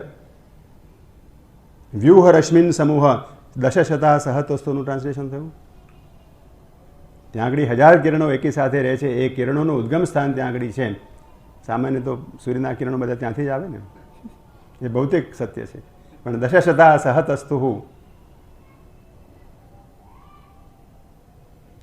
એ પ્રાજાપત્ય વ્યુહરશ્મિન સમૂહ તેજો યત્તે રૂપમ કલ્યાણતમમ, એ કલ્યાણતમ રૂપ યોસા વસૌ પુરુષ સોહમસ્મિ. આ પેલા રૂપની જે અપશ્યમ દેવાનામ શ્રેષ્ઠમ વપુષામ અપશ્યમ, એનું આખું ટ્રાન્સલેશન છે. શ્રી અરવિંદ એમ કહે છે કે વેદની અંદર જે આખી ભાવના હતી, વેદની અંદર જે સત્યનું નિરૂપણ હતું, એ સત્યના નિરૂપણને આ ઋષિ અહીં ટ્રાન્સલેશન કરે છે. એના ઉપનિષદની ભાષાની અંદર એ ટ્રાન્સલેશન કરે છે કે જેથી મનને થોડું વધારે રીતે સમજી શકે. પેલી ગૂઢ ભાષા છે. તો આ જે વરરૂપ, આ વરમ રૂપમ, એ વરરૂપને શ્રી અરવિંદે વરેણ્યમની જગ્યાએ વરરૂપ એવો શબ્દ લખ્યો છે. વર અને રૂપ એ બંને વૈદિક શબ્દો છે. વરમ રૂપમ તત્સવિતુર વરમ રૂપમ જ્યોતિ પરસ્ય ધીમહિ જન્ન સત્ય નદી પહે. આ વાત થઈ. આ વરરૂપ જે પરમ વપુષામ પશ્યમ દેવાનામ શ્રેષ્ઠમ વપુષામ પશ્યમ એનું વર્ણન આ 11મા કેન્ટોની અંદર શ્રી અરવિંદે કર્યું છે. એટલા માટે હું આટલી પ્રાસ્તાવિકતા રજૂ કરું છું. બીજી એક વાત, શ્રી અરવિંદ અહીંયા આગળ આ જે પરમ શ્રેષ્ઠ રૂપ છે એ શ્રેષ્ઠ રૂપની અંદર 4 પ્રકારના દેવતાઓ એકી સાથે રહે છે એ વરરૂપની અંદર, એવું શ્રી અરવિંદ વર્ણન કરે છે. વિરાટ, હિરણ્યગર્ભ, પ્રાગ્ન અને તુર્ય, આ 4 દેવો, આ 4 જેને કહીએ કે એના પ્રાદુર્ભાવો, એના 4 આવિર્ભાવો એ એકી સાથે આ 4 રૂપો આ વરરૂપની અંદર રહેલા છે. વરરૂપ આ 4નું એક સંગઠન છે, 4નું એક એકાત્મ રૂપ છે, એમ શ્રી અરવિંદ અહીંયા આગળ વર્ણન કરે છે. આ 4ની વાત આપણે જાણીએ છીએ. વિરાટ, હિરણ્યગર્ભ, પ્રાગ્ન અને તુર્ય એ માંડુક્ય ઉપનિષદનો વિષય છે. માંડુક્ય ઉપનિષદની અંદર આપણને ઓમકારની 3 માત્રાઓ અને અમાત્રા એમ કરીને 4 માત્રાઓ બતાવવામાં આવી છે. વ્યક્તિગત ચેતનાની અંદર જાગ્રત, સ્વપ્ન, સુષુપ્તિ અને તુર્ય એમ 4 ભાગ પાડવામાં આવ્યા છે.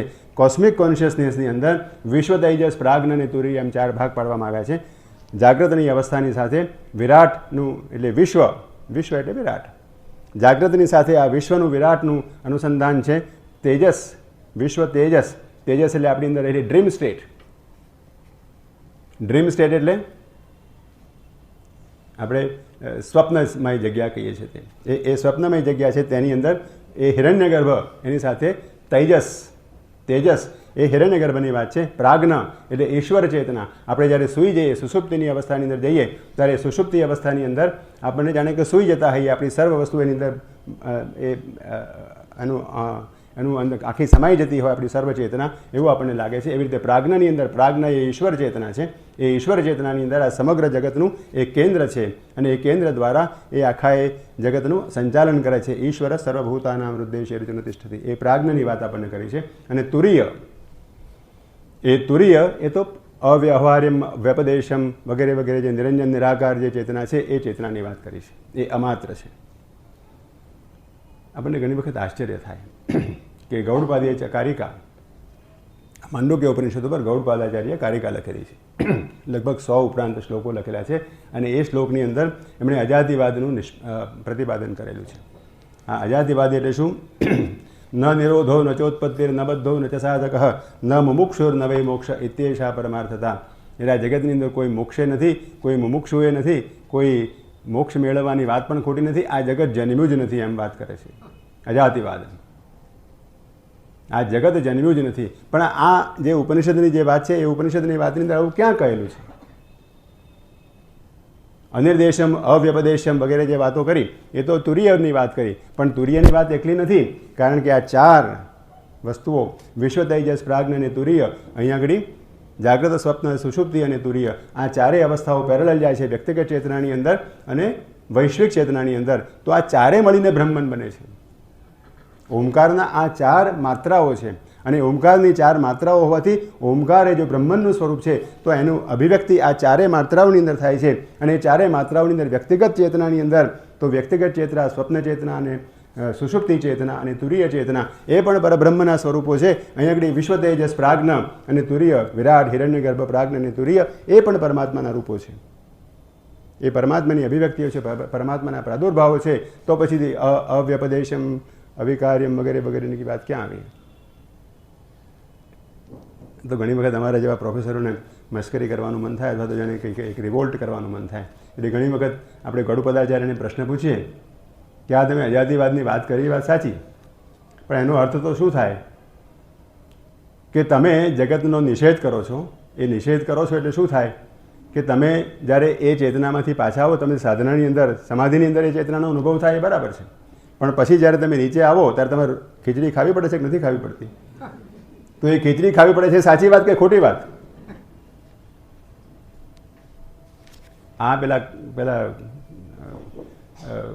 પેલા કવિની વાત છે ને, કાલિદાસની. કાલિદાસ મૂર્ખ હતો. એ મૂર્ખ હતો એ શું કરતો હતો કે પોતે એક ડાળ ઉપર બેઠો હતો ને એ ડાળને જ કાપતો હતો.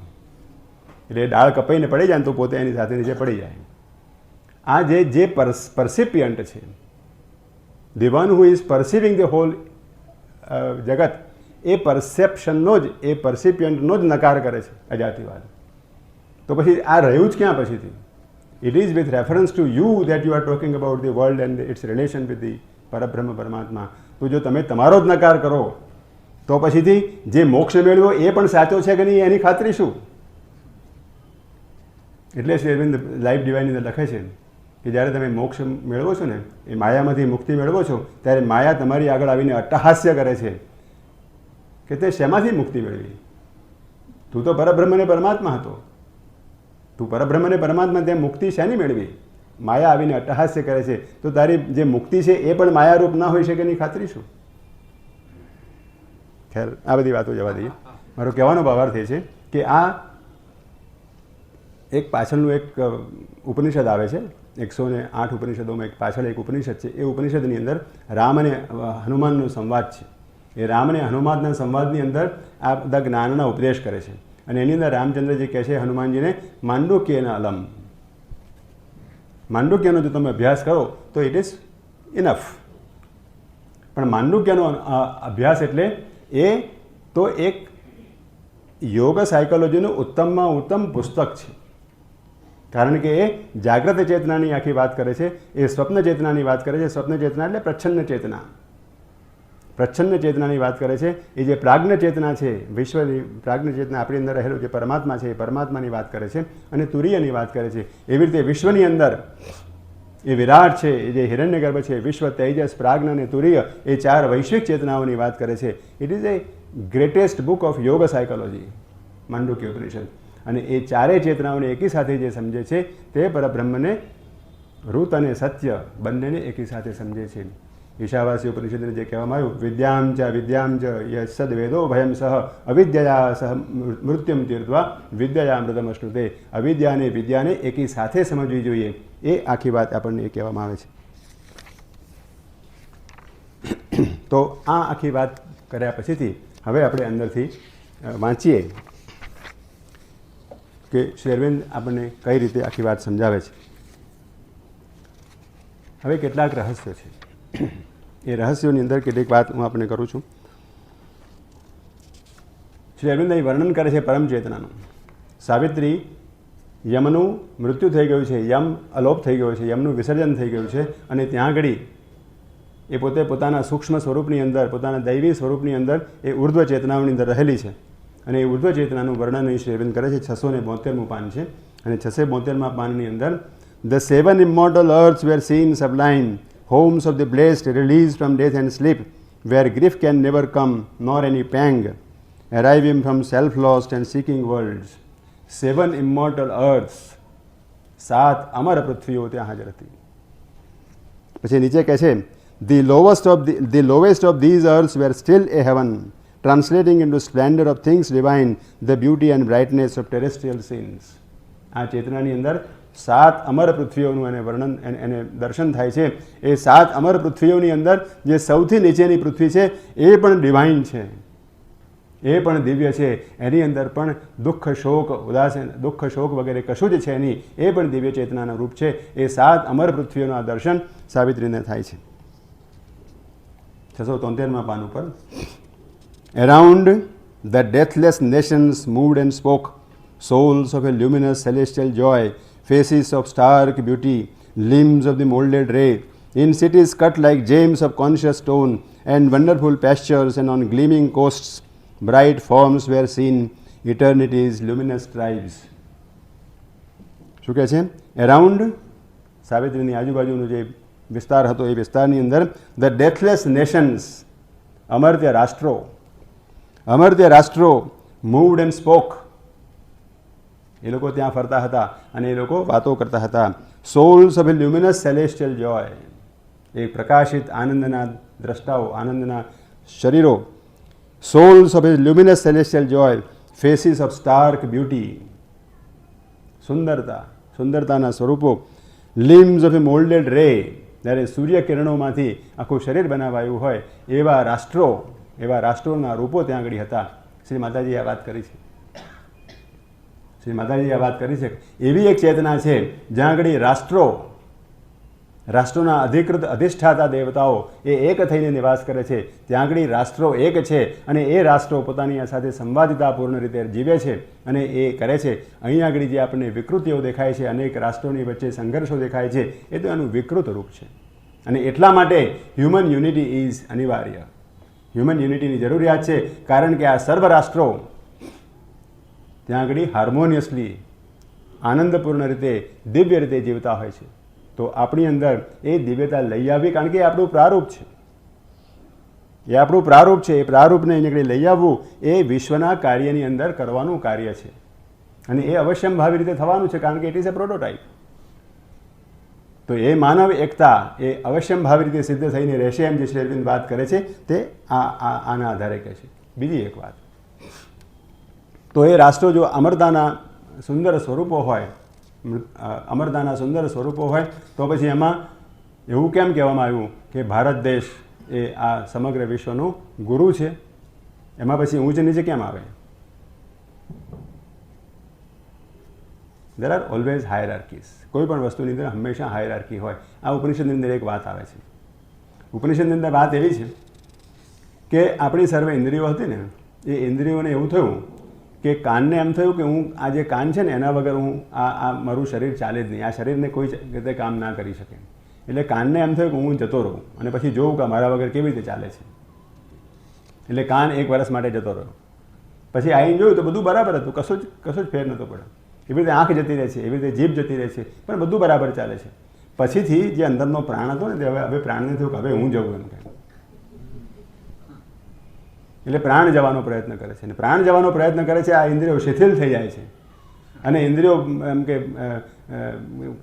આના કાનીને કાલાવાલા કરીને કહે છે ના જશો, આ અમે તો બધા ખલાસ થઈ જઈશું. એટલે there is always A hierarchy. કોઈ એક સેન્ટર, જેમ આ અસ્તિત્વની અંદર આપણી વ્યક્તિતાની અંદર એક કેન્દ્ર છે, એ કેન્દ્રની સત્તા મુજબ સર્વ વસ્તુઓ ચાલે છે. એ હાર્મોનિયસલી ચાલવી જોઈએ. એની અંદર હાયરાર્કી એક ઊંચ નીચતા કે જેની ઇમ્પોર્ટન્સની દ્રષ્ટિએ સર્વ ભલે એક હોય, પણ એક હોવા ઉપરાંત સર્વ બ્રહ્માના, જે પરમ બ્રહ્મ પરમાત્માના સર્વ આવિર્ભાવો છે, પણ છતાંય એના કાર્યની દ્રષ્ટિએ, એના કાર્યની અંદર કોઈક હાયરાર્કી રહેલી હોય છે, કોઈક એક શ્રેણીબદ્ધતા રહેલી હોય છે. અને એ શ્રેણીબદ્ધતાની અંદર ભારત દેશ એ સર્વના ગુરુ થવાની સર્જાયેલો છે, કારણ કે આધ્યાત્મિક વારસદાર, આ વિશ્વના આધ્યાત્મિક, જે વિશ્વની અંદર આધ્યાત્મિક જે વાતાવરણ ઊભું થયું છે, વિશ્વની જે આધ્યાત્મિકતાનો વિકાસ થયો છે, એ વિકાસનો ધરોહર ભારત દેશ પાસે છે. અને એ ભારત દેશની જે આધ્યાત્મિક ધરોહર છે તે વિશ્વને માટે હવે તૈયાર થઈને ઊભી છે, અને એ વિશ્વની અંદર ફેલાવવાની તૈયારી થઈ ગઈ છે. વિવેકાનંદનું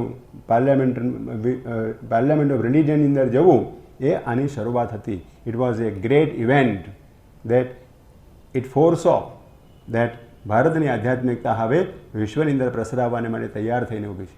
લોકો માને કે ન માને એની સાથે આપણે કોઈ નિસ્બત નથી. લોકો અત્યારે ભલે નહીં માને, પણ આજે થોડા વખત પછી એમને આ સ્વીકારવું પડશે અને એની જરૂર પડશે. પણ ભારત દેશ એને માટે તૈયાર છે કે નહીં એ વાત છે. So there, around the deathless nations moved and spoke, souls of a luminous celestial joy, faces of stark beauty, limbs of a molded ray, in cities cut like gems of conscious stone, and wonderful pastures and on gleaming coasts, bright forms were seen, eternity's luminous tribes. વર્ણન બહુ સુંદર છે. એ વર્ણનની અંદર આપણે બહુ ઊંડા નહીં ઉતરીએ. 678મું પાન, એ paragraph જ્યાં પૂરો થાય છે તે Their time dwelt with eternity as one. ત્યાં આગળ કાળ અને શાશ્વતી બે એકબીજાની સાથે રહેતા હતા. Their time dwelt with eternity as one. Immense felicity joined rapt repose. ત્યાં આગળ આનંદ અને આરામ એ બંને એક સાથે થઈને રહેતા હતા. આ રીતે શ્રી અરવિંદ અહીંયા આગળ આપણને વાત કરે છે. એની નીચેના પેરેગ્રાફની અંદર છેલ્લી 2-3 line, one whom her soul had faced as death and night, a sum of all sweetness gathered into his limbs and blinded her heart to the beauty of the suns. One whom her soul had faced as death and night. અત્યાર સુધીના વાર્તાલાપની અંદર, અત્યાર સુધીની સાવિત્રીની અંદર જે આપણે death, મૃત્યુ અને સાવિત્રી વચ્ચે જે સંવાદ થયો, જે સંઘર્ષ થયો, જે વાર્તાલાપ થયો, અને એ વાર્તાલાપની અંદર આર્ગ્યુમેન્ટ થયા, ત્યાં આગળ એ મૃત્યુનું કાળું મુખ હતું. એને માસ્ક, અજ્ઞાનની રાત્રિના પ્રતિનિધિ રૂપે, અજ્ઞાન અને રાત્રિના પ્રતિનિધિ રૂપે એણે એ પ્રકારનું માસ્ક, એ પ્રકારની એક એની આકાર, એનું ફેસ એ પ્રકારનો હતો. One whom her soul had faced as death and night, a sum of all sweetness gathered into his limbs. But અહીં આગળ આ ભૂમિકાની અંદર જે ભૂમિકાએ અત્યારે સાવિત્રી આવીને ઊભી હતી, જે ભૂમિકા ઉપર એને આ બધા દર્શન થાય છે, 7 અમર્ત્ય પૃથ્વીઓના દર્શન થાય છે, આ રાષ્ટ્રોના દર્શન થાય છે, ત્યાં આગળ એ જ પુરુષ એ સમ ઓફ ઓલ સ્વીટનેસ, સર્વ મધુરતાઓનો સરવાળો, one whom her soul had faced as death and night, a sum of all sweetness gathered into his limbs. એના અવયવની અંદર સર્વ મધુરતાઓનો સરવાળો જાણે થયેલો હોય એ રીતે એને એક પુરુષના દર્શન થાય છે. And blinded her heart to the beauty of the suns, and blinded her heart to the beauty of the suns. એ સૂર્યને પણ શરમાવે એવું સૌંદર્ય એને ત્યાં દેખાય છે. એ આખી જે એ પુરુષ છે, એ જે વ્યક્તિતા છે, એ વ્યક્તિતાનું વર્ણન કરે છે. એ વ્યક્તિતાના વર્ણનની અંદર આપણે બહુ આગળ નહીં જઈએ. 680મું પાન. 680મા પાનની અંદર all grace and glory and all divinity were here collected in a single form. All worshipped eyes looked through his from one face. He bore all godheads in his grandiose limbs. All grace and glory and all divinity. સર્વ દિવ્યતાઓ, સર્વ ભવ્યતાઓ, સર્વ કમ્પેશનો, સર્વ grace, સર્વ સૌંદર્ય were collected here in a single form. એક જ સ્વરૂપની અંદર આ સર્વ આવીને વસ્યા હતા. All worshipped eyes looked through his from one face. સર્વ worshipped eyes, લોકો જેની આરાધના કરે છે એ સર્વ દેવો એની અંદર આવી રહ્યા હતા અને એ દેવો જાણે કે એની મારફતે સર્વની મારફત જોઈ રહ્યા હતા. All worshipped eyes looked through his from one face. He bore all godheads in his grandiose limbs. એના ભવ્ય અવયવોની અંદર એ સર્વ દેવોને પોતે ધારણ કરતો હતો. એવું આ સ્વરૂપ સાવિત્રીના એના દર્શન થાય છે. હવે જે અમે વાત કરી વિશ્વ તૈજસ પ્રાજ્ઞ અને તુરીય, એનું વર્ણન જરા જોવા જેવું છે. અને વર્ણન એ શ્રી અરવિંદ જે આપણી સામાન્ય પરિભાષા છે એ સામાન્ય પરિભાષાનો ઉપયોગ કરી એ ભાષાને એવું એક સુંદર રૂપ આપે છે ને જે એક સવા નવીન પ્રકારની એક ચેતના આપણી સમક્ષ જગાવે છે. એ આખું સમજવા માટે આ જોવું જરૂરી છે. In him the fourfold being bore its crown, that wears the mystery of a nameless name, the universe writing its tremendous sense in the inexhaustible meaning of a word. એ શું જુએ છે? fourfold being bore its crown. 4 પ્રકારના દેવો એની અંદર પોતાનું મુકુટ ધારણ કરે છે. That wears the mystery of a nameless name. અનામી એવા નામનું રહસ્ય એની અંદર થાય છે. અનામી એવા નામનું રહસ્ય એની અંદર સમાયેલું છે. The universe writing its tremendous sense. વિશ્વ પોતાની સર્વ સમજૂતી એની અંદર લખે છે. In the inexhaustible meaning of a word. એક શબ્દની અંદર, એક ભવ્ય શબ્દની અંદર universe writing it's tremendous word. વિશ્વ પોતાનો એક ગૂઢ શબ્દ એના દ્વારા રજૂ કરે છે. હવે વિશ્વની વિરાટનું રૂપ આપણને બતાવે છે. ઇન હિમ 680મા પાન ઉપર પછીથી તરત જ આવે છે. In him the architect of the visible world, at once the art and artist of his works, spirit and seer and thinker of things seen, Virat, who lights his campfires in the suns and the star entangled ether is his hold, expressed himself with matter for his speech. Expressed himself with matter for her speech.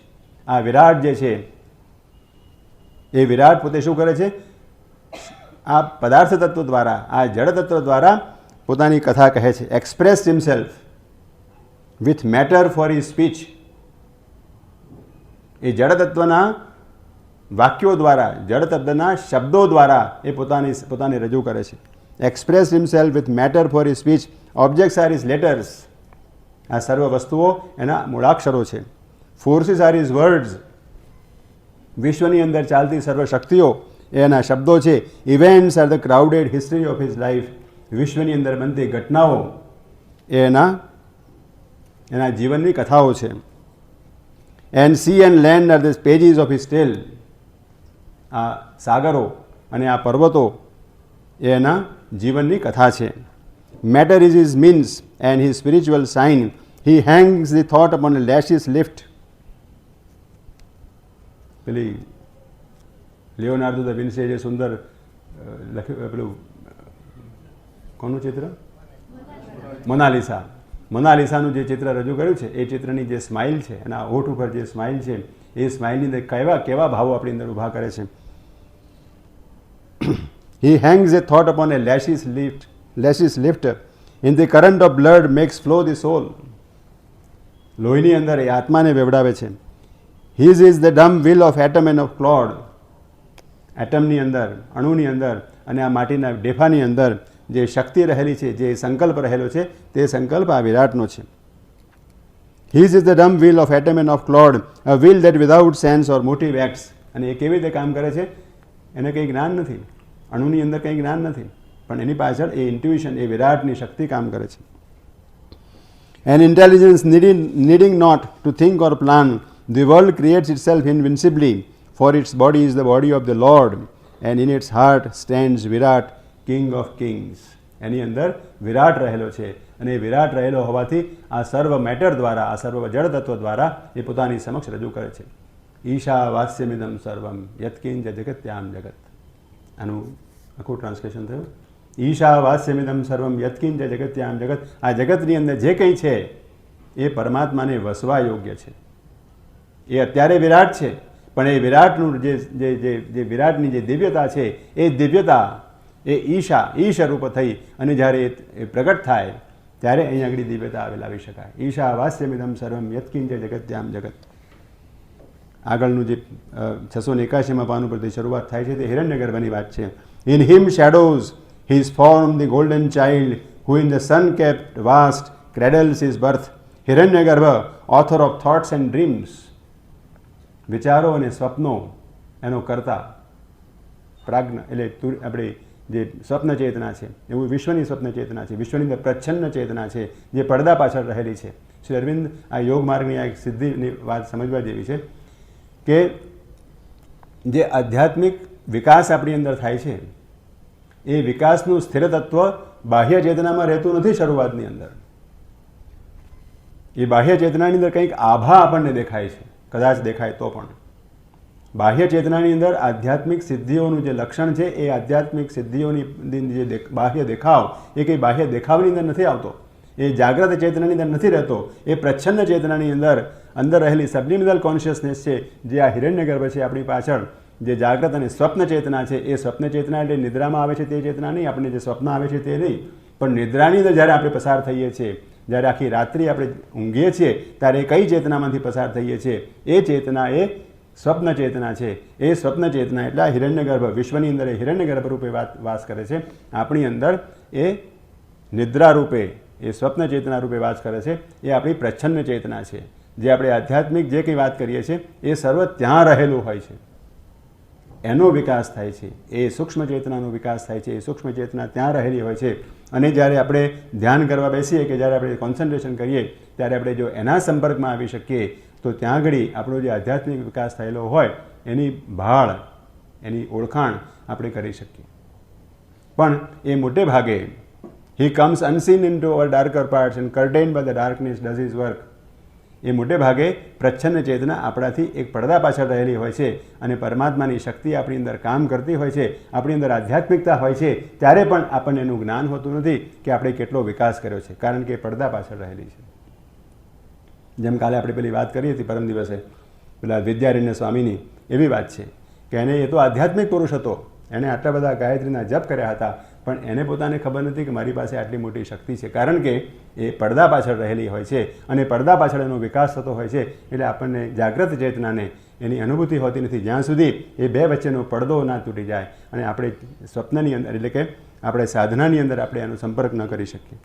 Author of thoughts and dreams, who sees the invisible and hears the sounds that never visited a mortal ear, discoverer of unthought realities, truer the truth than all we have ever known. He is the leader on the inner roads. A seer, he has entered the forbidden realms. A magician with the omnipotent wand of thought, he builds the secret uncreated worlds. Armed with a golden speech, a diamond eye, his is the vision and the prophecy. Imagist, casting the formless into shape. Traveler and hewer of the unseen paths. He is the carrier of the hidden fire. He is the voice of the ineffable. He is the invisible hunter of the light, an angel of mysterious ecstasies, a conqueror of the kingdoms of the soul. આપણી અંદર કેટલીક વાર એવું કહેવાય ને છે કે એક એન્જલ હોય છે, એક જેમ એક વાર્તા આવે છે કે એક છોકરી હોય છે, એ છોકરી એના માં એમ કે માદા પડ્યા હોય છે, એની દાદીમાં માદી પડી હોય છે, અને માદી પડી હોય છે તો એની એમ કે બહુ જ મદદ કરવા માગે છે, અને મદદ કરવા માગે છે ત્યારે પછીથી એની અંદરથી એ પોતાની એક બીજી બહેનને જુએ છે, પોતાની અંદરથી એક પોતાના જુદા સ્વરૂપને જુએ છે, અને એ સ્વરૂપ આવી અને એની માતાને દુરસ્ત કરી દે છે અને પછી જતું રહે છે, અને પછી તેને ખ્યાલ આવે છે આ કાં તો મારું જ સ્વરૂપ છે. દ્વાસ ઉપરના સયુજા સખાએ આપણી અંદર જે બે પુરુષો રહેલા છે, એક બાહ્ય પુરુષ અને એક આંતરિક પુરુષ, એ આંતરિક પુરુષની આ વાત છે. અને angel of mysterious ecstasies, the conqueror of the kingdoms of the soul. આ હિરણ્યગર્ભની વાત કરી. પછી આવે છે પ્રાજ્ઞ. A third spirit stood behind their hidden cause, a mass of superconscience closed in light. આપણને સામાન્ય રીતે એવું કહેવામાં આવે છે કે સુષુપ્તિની ચેતના છે. સુષુપ્તિની ચેતના એટલે જે ચેતનાની અંદર જાગ્રત ચેતના અને સ્વપ્ન ચેતના એ બંને જ્યાં લય પામી જાય છે, એ સુષુપ્તિ ચેતના, એ આપણી અંદર રહેલું ઈશ્વર, ઈશ્વર સર્વભૂતાનામ હૃદય જુનેતિષ્ઠતિ, એ આપણી અંદર રહેલો જે ઈશ્વર છે, એવી રીતે વિશ્વની અંદર પણ એક ઈશ્વર રહેલો છે, અને એ ઈશ્વર અને આ ઈશ્વર બંને એક જ છે. અને તેથી કરીને એ બ્રાહ્મયન સર્વભૂતાની યંત્રા રૂઢાની માયા, એ ઈશ્વર આપણી અંદર રહેલા ઈશ્વરને એટલે બંને એક જ છે, અને તેથી કરીને એ સર્વને સંચાલન કરે છે, એ સર્વને દોડાવે છે, એ સર્વને ભમાવે છે, અને સર્વનું અનુસંધાન કરે છે.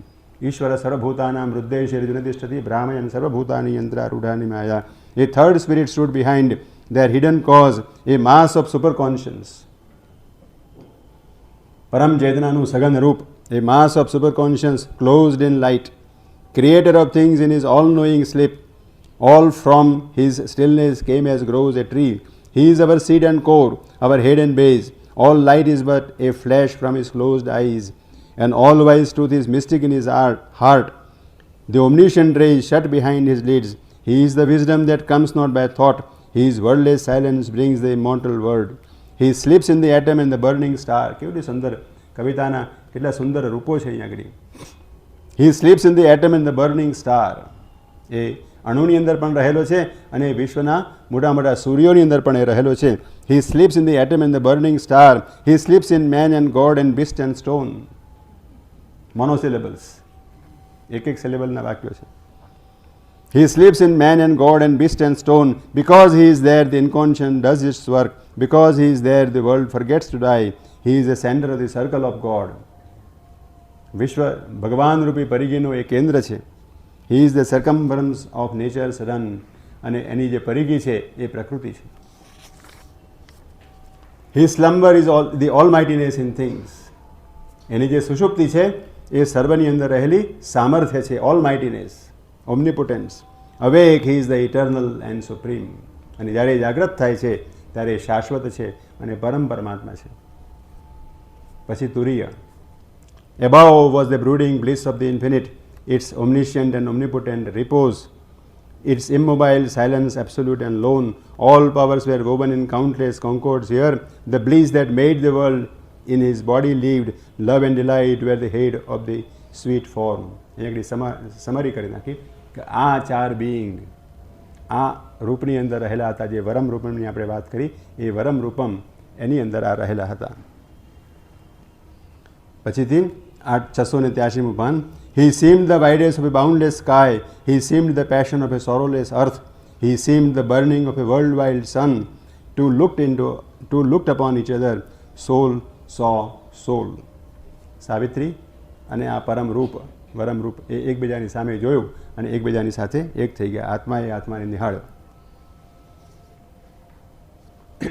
હવે આ જે વરરૂપ છે, જે પરમ પરમાત્મા છે, એ સાવિત્રીને ઉદ્બોધન કરે છે. O human image of the deathless word, 683માં પાન ઉપર નીચે છે. O human image of the deathless word. હવે શ્રી અરવિંદ આગળ 4 જગ્યાએ 3 થી 4 વખત આ આવશે આવા વાક્યો.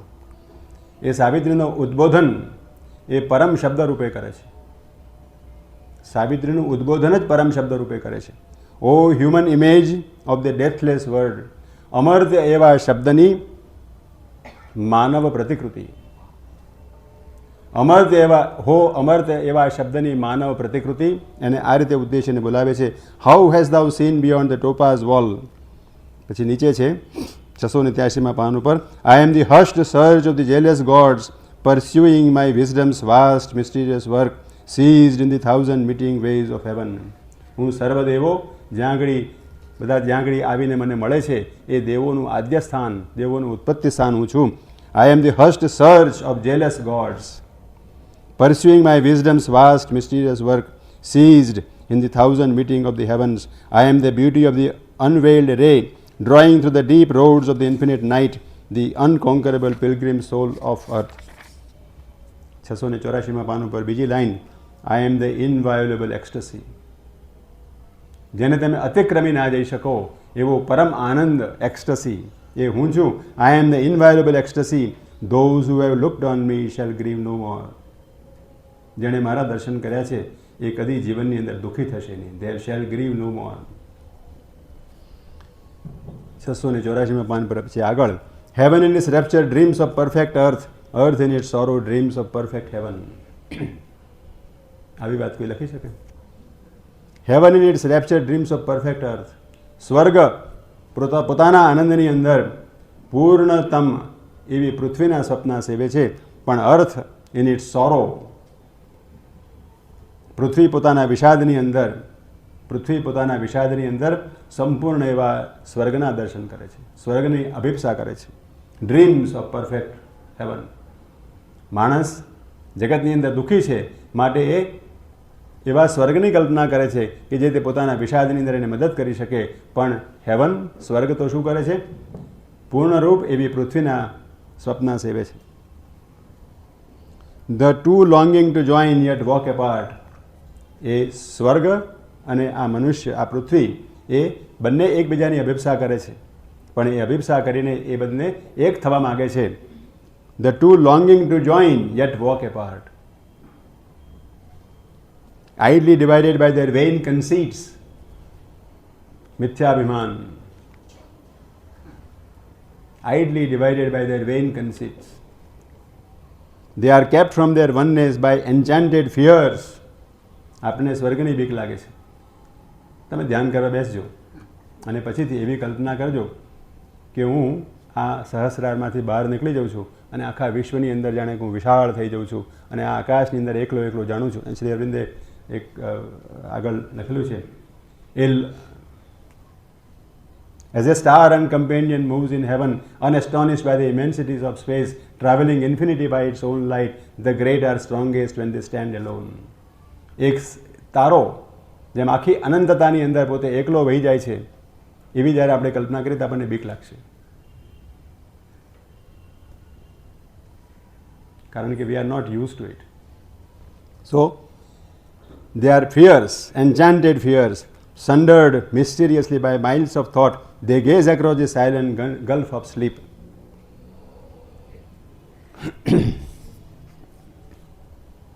પણ હવે અહીંયા આગળ જે આખી શ્રી અરવિંદની જે અહીંયા આગળ દર્શન છે, દર્શન આ પ્રકારનું છે. એ દર્શન આ પ્રકારનું છે તે એમ કહે છે કે આગળ એક ત્રીજા બુકના ત્રીજા કંટોની અંદર એક જગ્યાએ એક વર્ણન આવે છે. 3 powers governed its irrational course. 3 શક્તિઓ આ વિશ્વના ઇતિહાસને, આ વિશ્વના આધ્યાત્મિક ઇતિહાસને ઇરેશનલ, અતર્કસંગત પરિસ્થિતિમાંથી લઈ જાય છે. 3 powers governed its irrational course. In the beginning an unknowing force. વિશ્વની શરૂઆતની અંદર જે શક્તિ કામ કરે છે એ શક્તિ પોતાની જાતને જાણતી નથી. In the beginning an unknowing force. In the middle an embodied striving soul. મધ્યભાગની અંદર an embodied striving soul. માણસે જે પોતાનું શરીર ધારણ કર્યું છે એની અંદર રહેલો આત્મા, embodied, striving, પરિશ્રમ કરતો આત્મા. In the middle an embodied striving soul. In its end a silent spirit denying life. પછી જાણે ત્રીજી અવસ્થા આવે છે ત્યારે ત્રીજી અવસ્થાની અંદર શું થાય છે? આત્મા મુક્ત થઈ જાય છે, અને આત્મા મુક્ત થઈ જાય છે એટલે સાયલન્ટ બિઈંગ, ડિનાઇંગ લાઈફ, એ જીવનનો નિષેધ કરે છે. પરમ પુરુષ, પરમ પરમાત્માએ સાવિત્રીના 3 પ્રકારના આ પરીક્ષાઓ કરી, એમ કહી શકીએ આપણે કે પહેલી પરીક્ષા એ કરી કે સાવિત્રીને મૃત્યુમાંથી પસાર કરી, પછીથી મૃત્યુનું જે રૂપ છે એ રૂપની સાથે આખો સંવાદ થયો, એ સંવાદની અંદર પોતે વિજયી બની અને એમાંથી આગળ આવી. હવે એની ત્રીજી પરીક્ષા અહીંથી શરૂ થાય છે અને ત્રીજી પરીક્ષાની અંદર આ જે પરમ પુરુષ છે એ પરમ પુરુષ એને એમ કહે છે કે આ બધી વાત જગતને મદદ કરવાની છોડી દે અને તું અને સત્યવાન જે જગતની અંદરથી તમે આવ્યા છો એ જગતની અંદર નિરાંતે નિવાસ કરો, ત્યાં આગળ એ સ્વર્ગોની અંદર આનંદ માણો. આ જગત તો દુઃખી છે અને એ જગત એ પોતાની અહંકારની અંદર સબડાયેલું છે, એને મદદ કરીને તમે શું કરશો? એવી રીતે એને લલચાવે છે અને આ પરમાત્મા એને આ રીતે લલચાવે છે. એ ત્યાં આગળ 685માં પાન ઉપર કહે છે, yet if thou wouldst abandon the vexed world, careless of the dark moon of things below, tread down the isthmus, overleap the flood, cancel thy contract with the labouring force, renounce the tie that joins thee to earth kind, cast off thy sympathy with mortal hearts, arise, vindicate thy spirit's conquered right, relinquishing thy charge of transient breath under the cold gaze of the indifferent stars. આ બધું છોડી દે અને તું પરમ ચેતનાની અંદર આ મારા જગતો છે એ જગતોની અંદર આવીને નિવાસ કર. ascend O soul into thy blissful home. તું જે આનંદમય જગતોમાંથી નીચે ઉતરી ગઈ છે, એ આનંદમય જગતો આ અહીંયા આગળ છે, એ આનંદમય જગતોની અંદર તું અને સત્યવાન અહીંયા નિવાસ કરો. Cast off the ambiguous myth of earth's desire, O immortal into felicity arise. સાવિત્રીને જવાબ આપે છે 685માં પાન ઉપર છેક નીચે છે, O besetter of man's soul with life and death, and the world's pleasure and pain and day and night, tempting his heart with the far lure of heaven, tasting his strength with the close touch of hell, I climb not to thy everlasting day. હું તારા આ સર્વ આનંદમય એવા દિવસની અંદર પણ આરોહણ કરવાનો નકાર કરું છું. I climbed not to thy everlasting day, even as I have shunned thy eternal night. તારી અનંત રાત્રિનો જેમ મેં નકાર કર્યો છે તેમ આ તારા પરમ જ્ઞાનરૂપ પરમ આનંદરૂપ એવા આનંદમય જગતનો પણ હું નકાર કરું છું. મારે ત્યાં આવવું નથી. અર્થ નીડ્સ, બહુ સુંદર વાક્યો છે 686માં પાન ઉપર. Earth needs is beautiful spirit made by thee to fling delight down like a net of gold. સત્યવાનની મારે અહીં પૃથ્વી ઉપર જરૂર છે. Earth needs is beautiful spirit made by thee to fling delight down like a net of gold. એક સુવર્ણનું જાળી, એક સુવર્ણની નેટ પાથરવાને માટે એ સત્યવાનની મારે જરૂર છે, આનંદરૂપ. Earth is a chosen place of mightiest souls. જે સમર્થ આત્માઓ છે એ સમર્થ આત્માઓએ પૃથ્વીની પસંદગી કરેલી છે. Earth is a chosen place of mightiest souls. Earth is the heroic spirit's battlefield. જે હીરો છે, જે સાહસી છે, એ સાહસીને માટે આ પૃથ્વી છે. The forge where the arc mason, earth is the heroic spirit's battlefield, forge where the arc mason shapes his works. Thy servitudes on earth are greater, king, than all the glorious liberties of heaven. જો મારે પૃથ્વી પર ગુલામ થઈને રહેવું પડશે પણ તો એ પણ ગુલામી, thy servitudes, તારી સેવા કરવી, તારા ગુલામ થઈને પણ પૃથ્વી ઉપર રહેવું, ઓ king, is greater than all the glorious liberties of the sun of heaven. સ્વર્ગની અંદર જે સુંદરતાઓ જે કંઈ છે એના કરતાં આ પૃથ્વી ઉપર તારા સેવક થઈને રહેવું એ વધારે ગ્લોરિયસ છે. Thy servitudes on earth are greater, king, than all the glorious liberties of heaven. The heavens were once to me my natural home.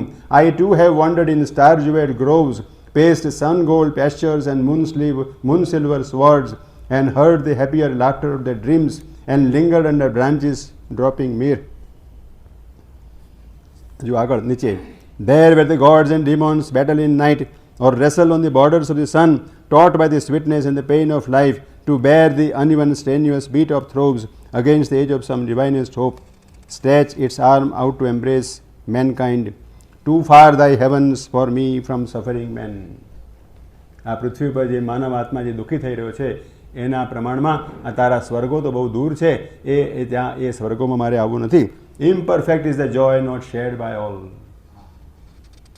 જે આનંદનું વિતરણ આપણે સર્વની અંદર કરી શકતા નથી એ આનંદ અપૂર્ણ છે.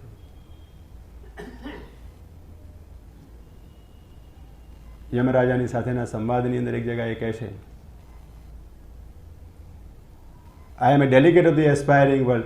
A lonely freedom cannot satisfy a heart that has grown one with every heart. I am a deputy of the aspiring world. My spirit's liberty I ask for all. A lonely freedom cannot satisfy a heart that has grown one with every heart. જે આત્મા બીજા આત્માઓની સાથે એને તાદાત્મ્ય પ્રાપ્ત કર્યું છે, એની સાથે એક થયો છે, એને એકાકી આનંદ, એકાકી સ્વતંત્રતા એને ખપે નહીં. I am a deputy of the aspiring world. આ અભિપ્સા કરતા આત્માનો હું પ્રતિનિધિ છું. My spirit's liberty I ask for all. મારા આત્માની સ્વતંત્રતા હું સર્વને માટે માગું છું.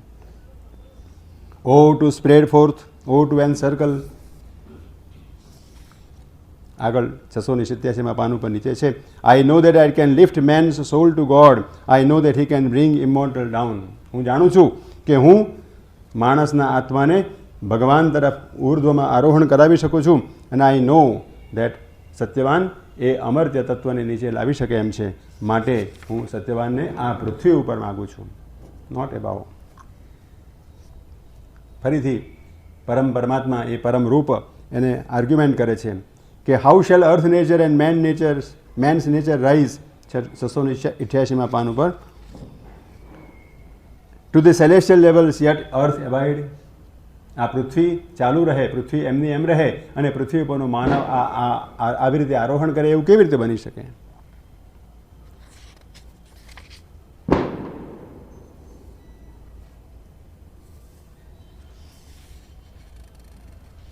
છસો ને 90માં પાન ઉપર છેલ્લી line, O to compassionate and eager dawn, leave to the circling aeon starry pace and to the working of the inconscient will.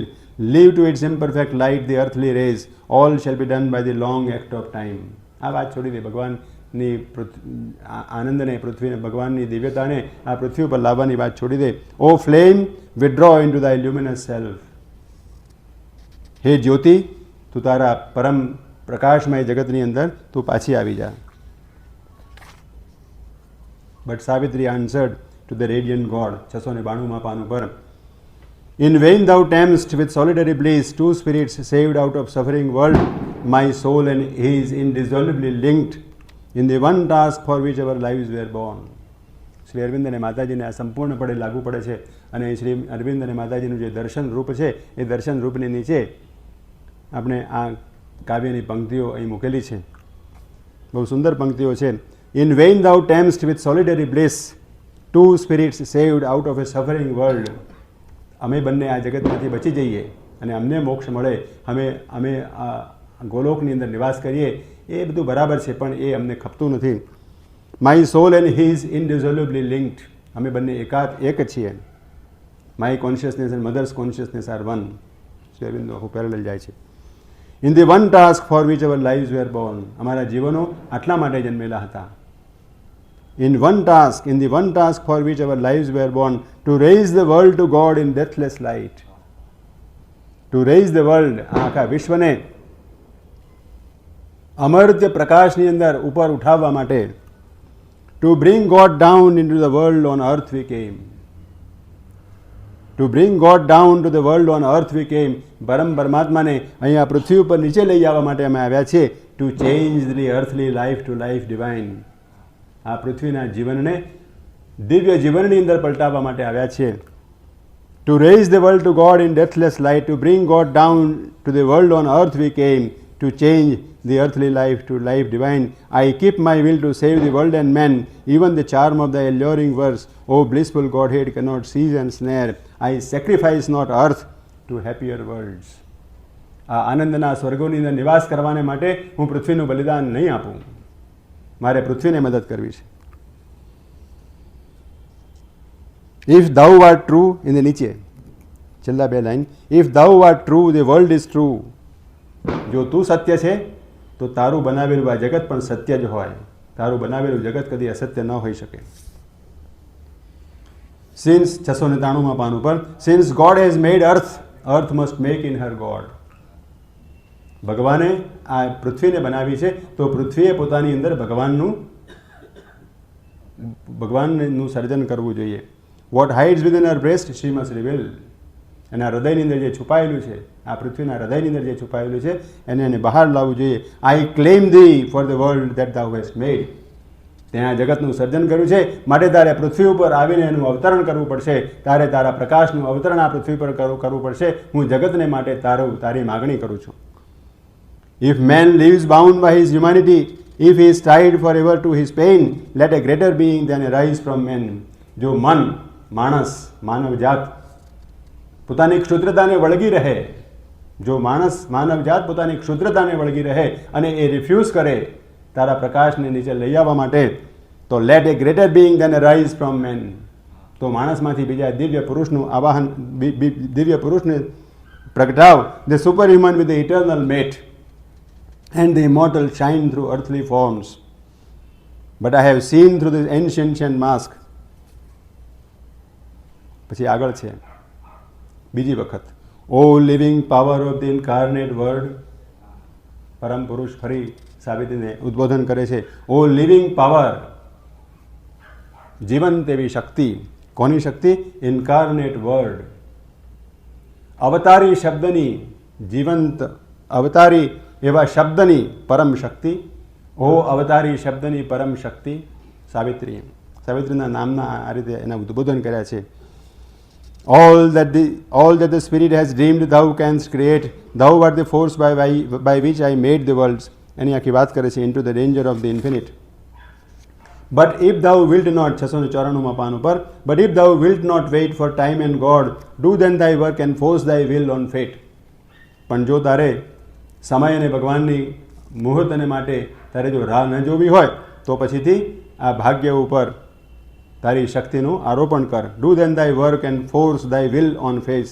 As I have taken from thee my load of night and taken from thee my twilight's doubts and dreams, so now I take my light of utter day.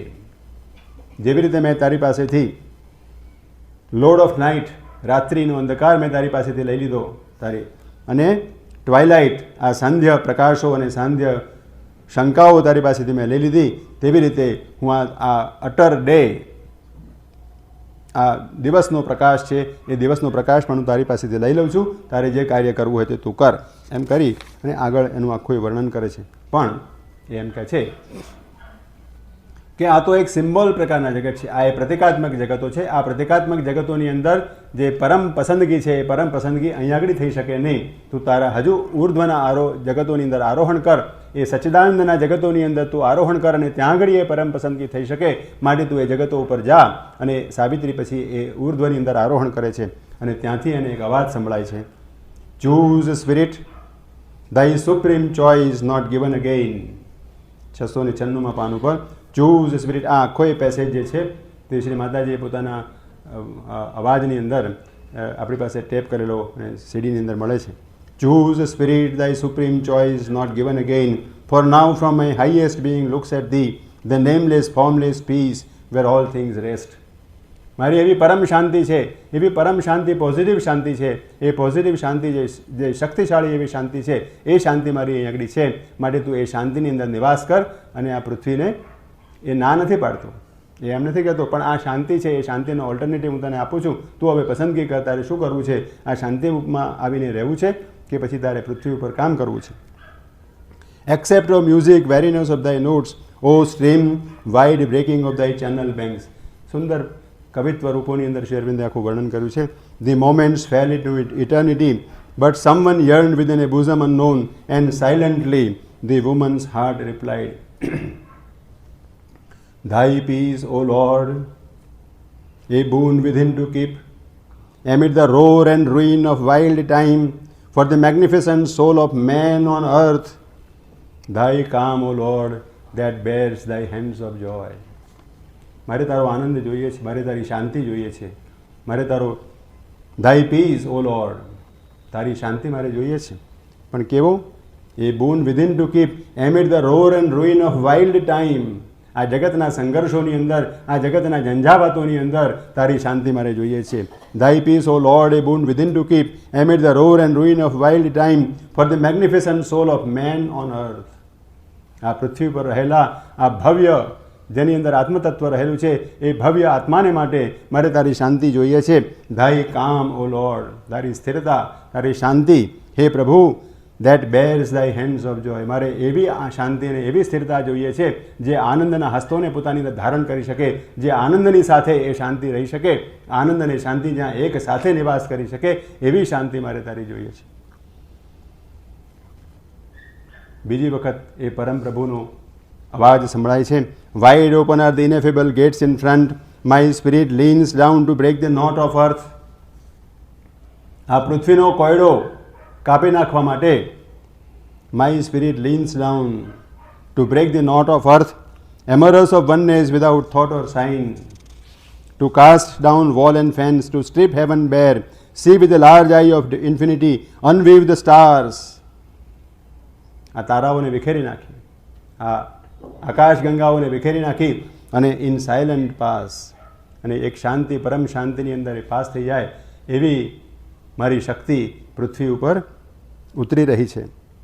N immense and world destroying pause, she heard a million creatures cry to હર.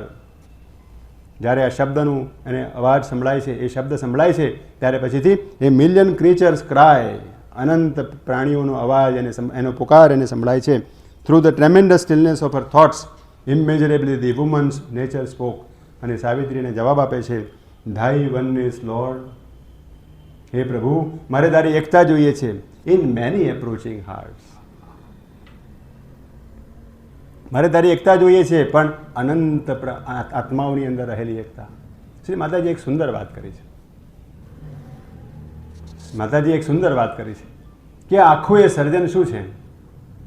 આ આખું એ સર્જન તાદાત્મ્યમાંથી એકતાનો રસ્તો છે. તાદાત્મ્યમાંથી એકતાને પ્રાપ્ત કરવાનો આ રસ્તો એ સર્જન છે. પરમાત્માએ જે સંકલ્પ કર્યો એકોહમ બહુશ્યામાં, એ પોતે સદઘન, આનંદઘન અને ચિદઘનમાંથી શરૂઆત કરી એણે આ અનંત જગતોનું સર્જન કર્યું. અનંત જગતોની અંદર અનંત આત્માઓનું સર્જન કર્યું. એ અનંત આત્માઓની અંદર ફરીથી એકતા લઈ આવી અને એ અનંત આત્માઓની અંદર રહેલી એકતાનો અનુભવ કરવો, એ તાદાત્મ્યથી એકતા, એ આ સર્જનનું રહસ્ય છે. The hall creation is the story from oneness to oneness from તાદાત્મ્ય. એટલે સદઘન ચિદઘન એ આનંદઘન પોતાના અનંત સ્વરૂપોની અંદર એકતા સિદ્ધ કરે અને એ આનંદપૂર્ણ એકતાને સિદ્ધ કરે, એ આખી આ સર્જનનું રહસ્ય છે. Thy oneness, O Lord, in many approaching hearts, my sweet infinity of thy numberless souls. તારા અનંત આત્માઓની અંદર મારી મધુર અનંતતા મારે તારી જોઈએ છે. A third time swelled the great admonishing call. Admonishing, એડમોનિશ કરવું એટલે એને ઠપકો આપવો. I spread abroad the refuge of my wings, out of its incommunicable deeps my power looks forth, and mightiest splendor stilled into its majesty of sleep withdrawn above the dreadful warnings of the word. And Savitri જવાબ આપે છે, ધાઈ energy lord, તારી શક્તિ મને આપ. Thy energy lord to seize on woman and man, to take all things and creatures in their grief and gather them into the mother's arms.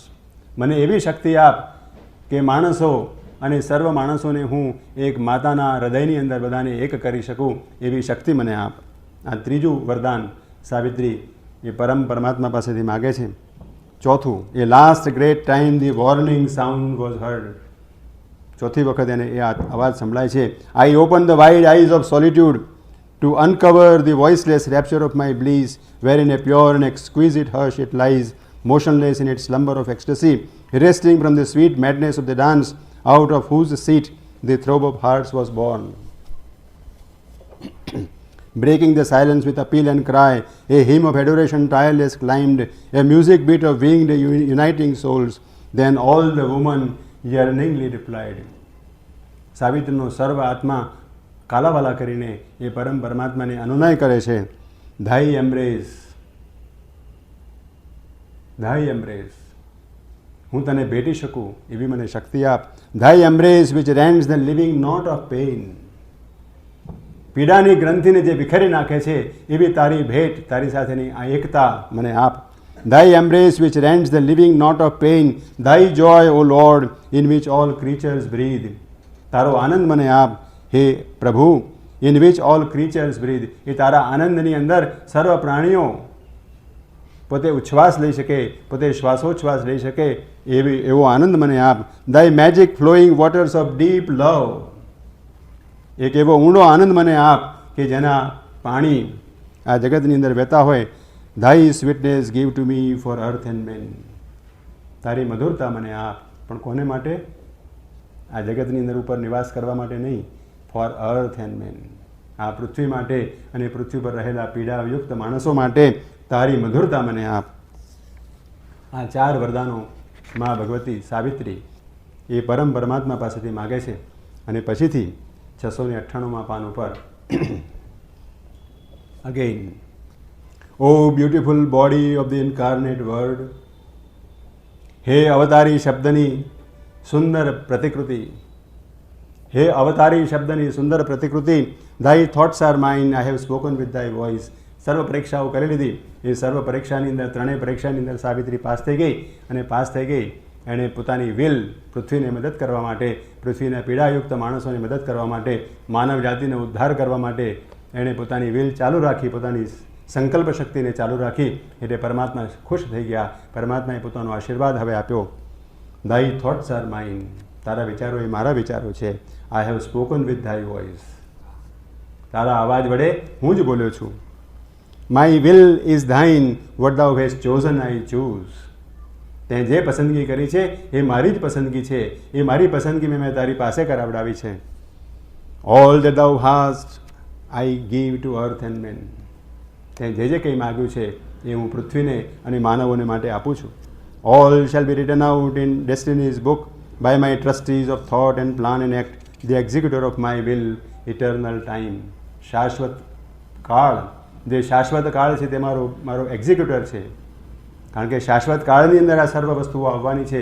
એ શાશ્વત કાળ જે મારો એક્ઝિક્યુટર છે એ એણે પોતે પોતાના ચોપડાની અંદર અમારી ડિક્રી, અમારા આશીર્વાદને લખી લીધા છે. અને હવે એ કાળની અંદર એ ફળીભૂત થશે.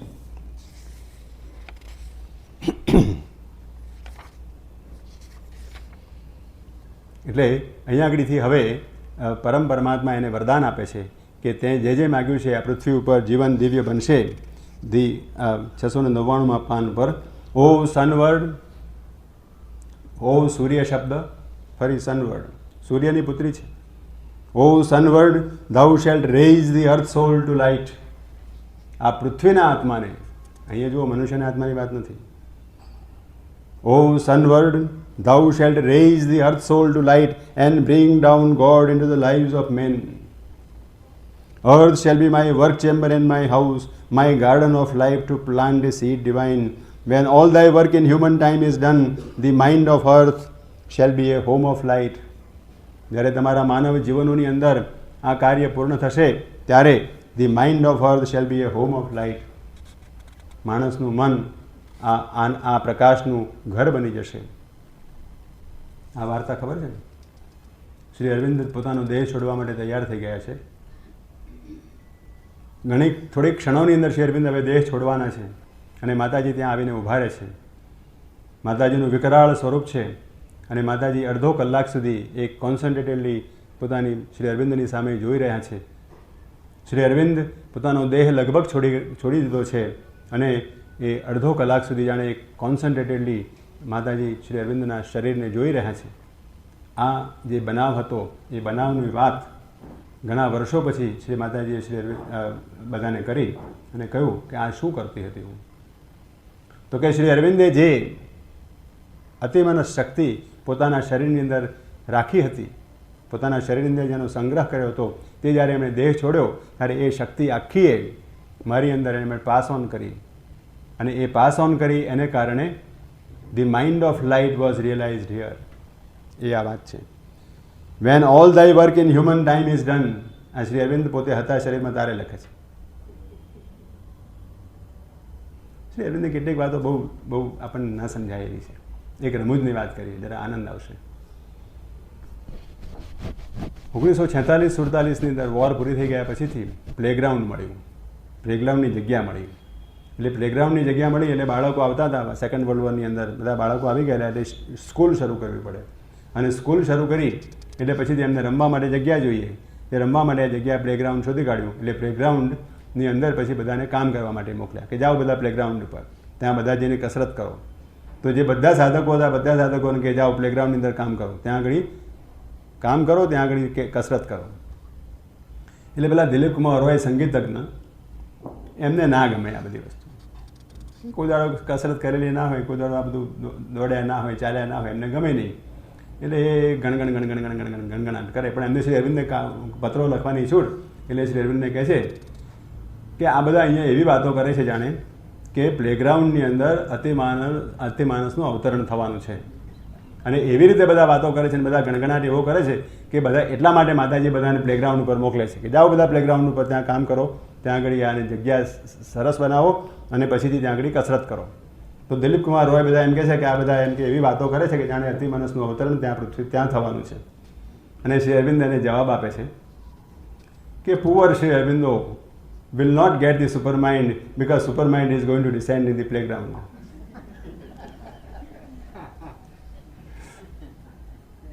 અને વિધિની વિચિત્રતા તો જુઓ કે એ પ્લેગ્રાઉન્ડ ઉપર જ અતિમાનસનું અવતરણ 6 વર્ષ પછી થાય છે. અને શ્રી અરવિંદને પોતાનું જીવન એ અતિમાનસને ઉતારવાને માટે એમણે એની બલિદાન આપે છે.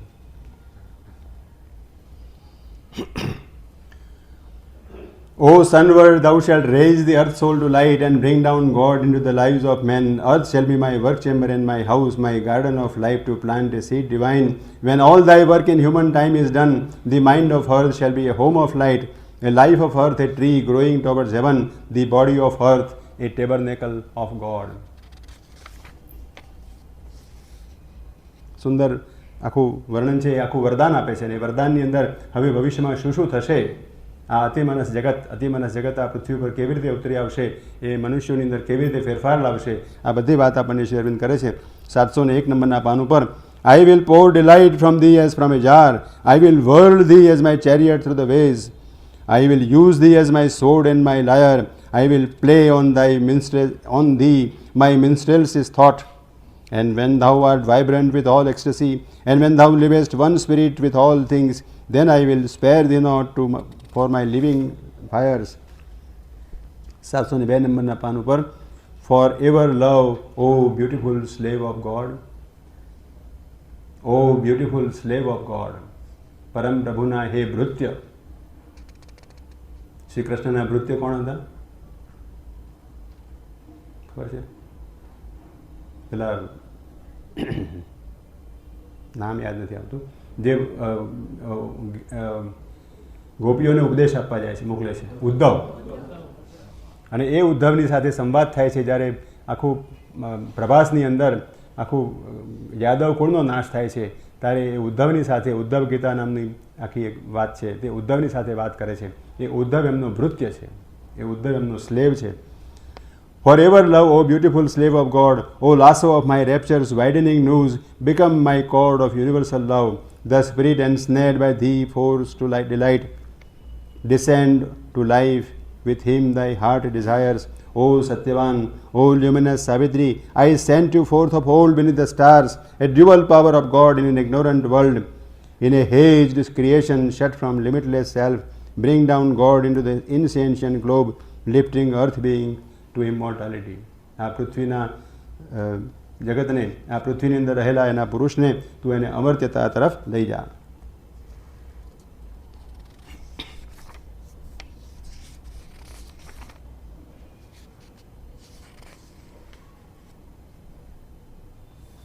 સાતસો ને 6 નંબરના પાન ઉપર અધવચ્ચેથી નીચે The supermind shall be his nature's fount, the eternal truth shall mold his thoughts and acts, the eternal truth shall be his light and guide.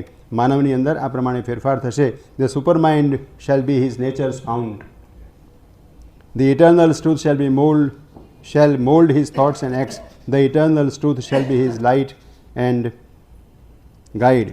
All then shall change, a magic order come, overtopping this mechanical universe. The mightier race shall inhabit the mortal's world.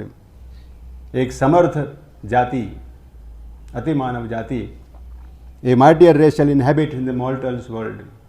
આ મર્ત્ય જગતની અંદર અતિ માનવ જાતિનો આગમન થશે. On nature's luminous tops on the spirit's ground, the superman shall reign as king of life, make earth almost the maid and peer of heaven, and lead towards God and truth man's ignorant heart, and lift towards Godhead his mortality. 708 નંબરના પાન ઉપર, even there shall come as a high crown of all the end of death, the death of ignorance. આ અતિમાનવ, આ અતિમાનસ આ પૃથ્વી પર જેમ જેમ કાર્ય કરતું થશે અને જેમ જેમ અહીંયા આગળ માનવના મનની અંદર એ પ્રકાશ ફેલાશે, માનવ એ પોતે ઇન્ટ્યુટિવ માનવ બનશે, એ અધિમાનવ બનશે. એ અધિમાનવ બનીને ઓવરસોલ રૂપે એની ઉત્ક્રાંતિ થશે અને ત્યાર પછી એ સુપર માઇન્ડની અંદર આરોહણ કરશે. જ્યારે આ થશે ત્યાર પછીથી અતિમાનવ દિવ્યતા આ પૃથ્વી ઉપર જન્મ લેશે. See there are two things.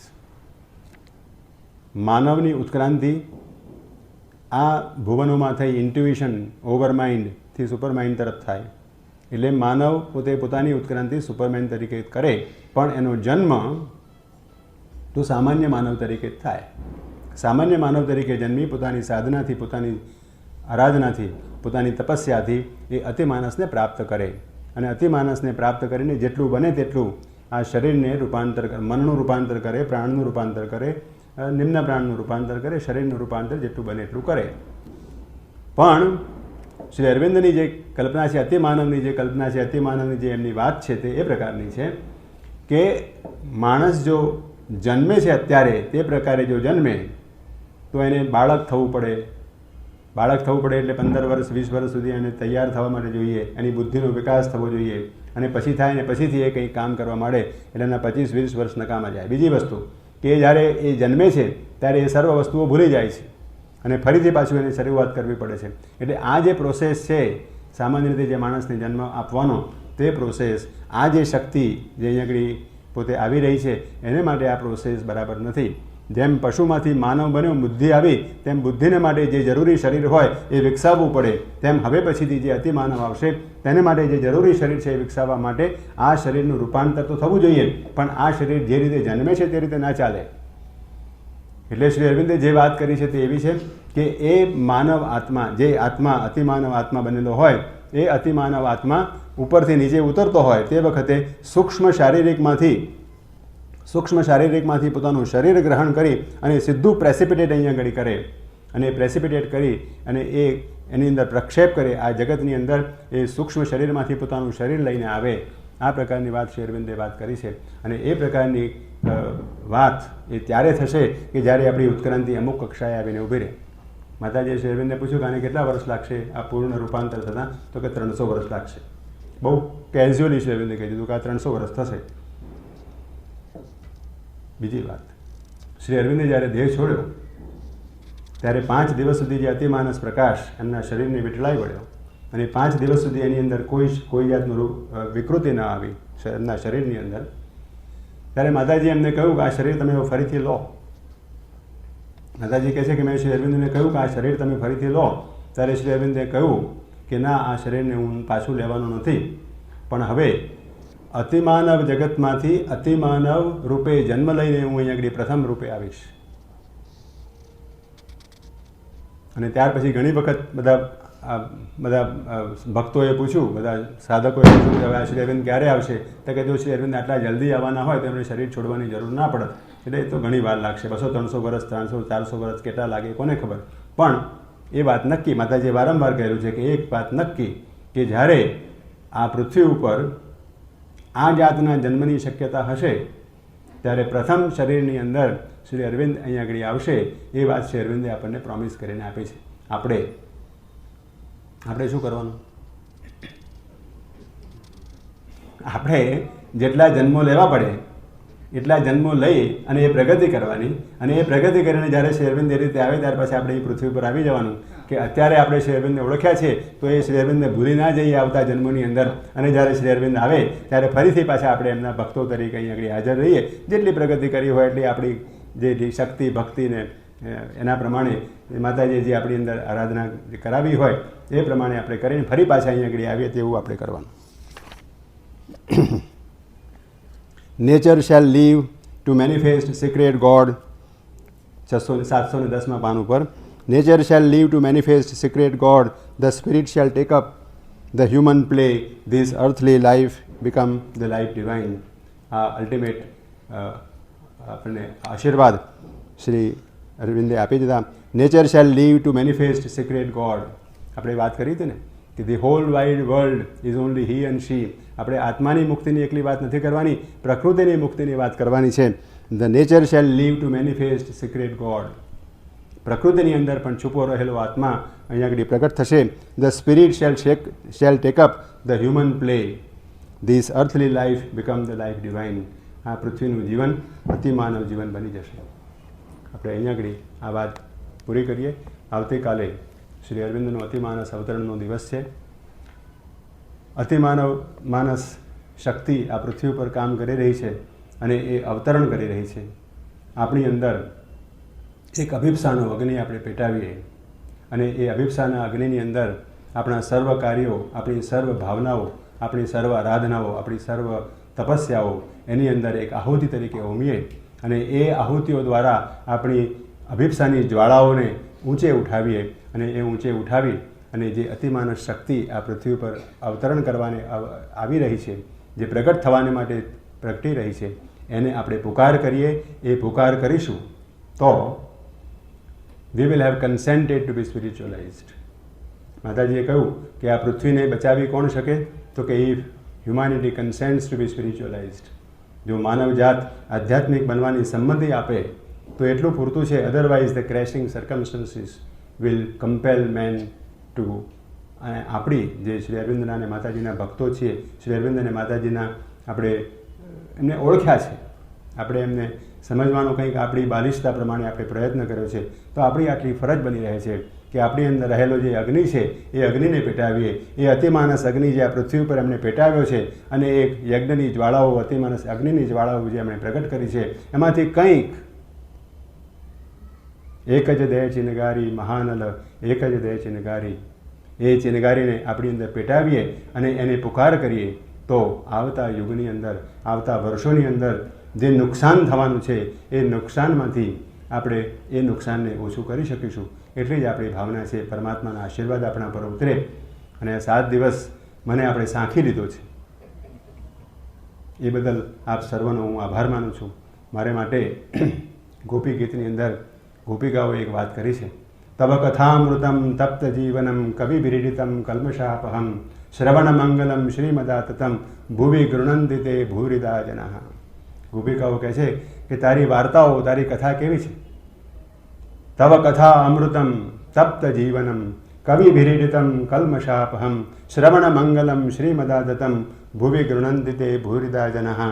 આ ભગવાનની લીલા કંઈક એની વાર્તા કરવાની જે તક આપ સર્વે મને આપી છે એ માટે આપ સર્વની અંદર રહેલા માતાજીને શ્રી અરવિંદને વંદન કરી અને મારી વાણીને વિરામ આપું છું. 2 મિનિટનું ધ્યાન કરી અને આપણી આ સત્સંગને પૂરો કરીએ.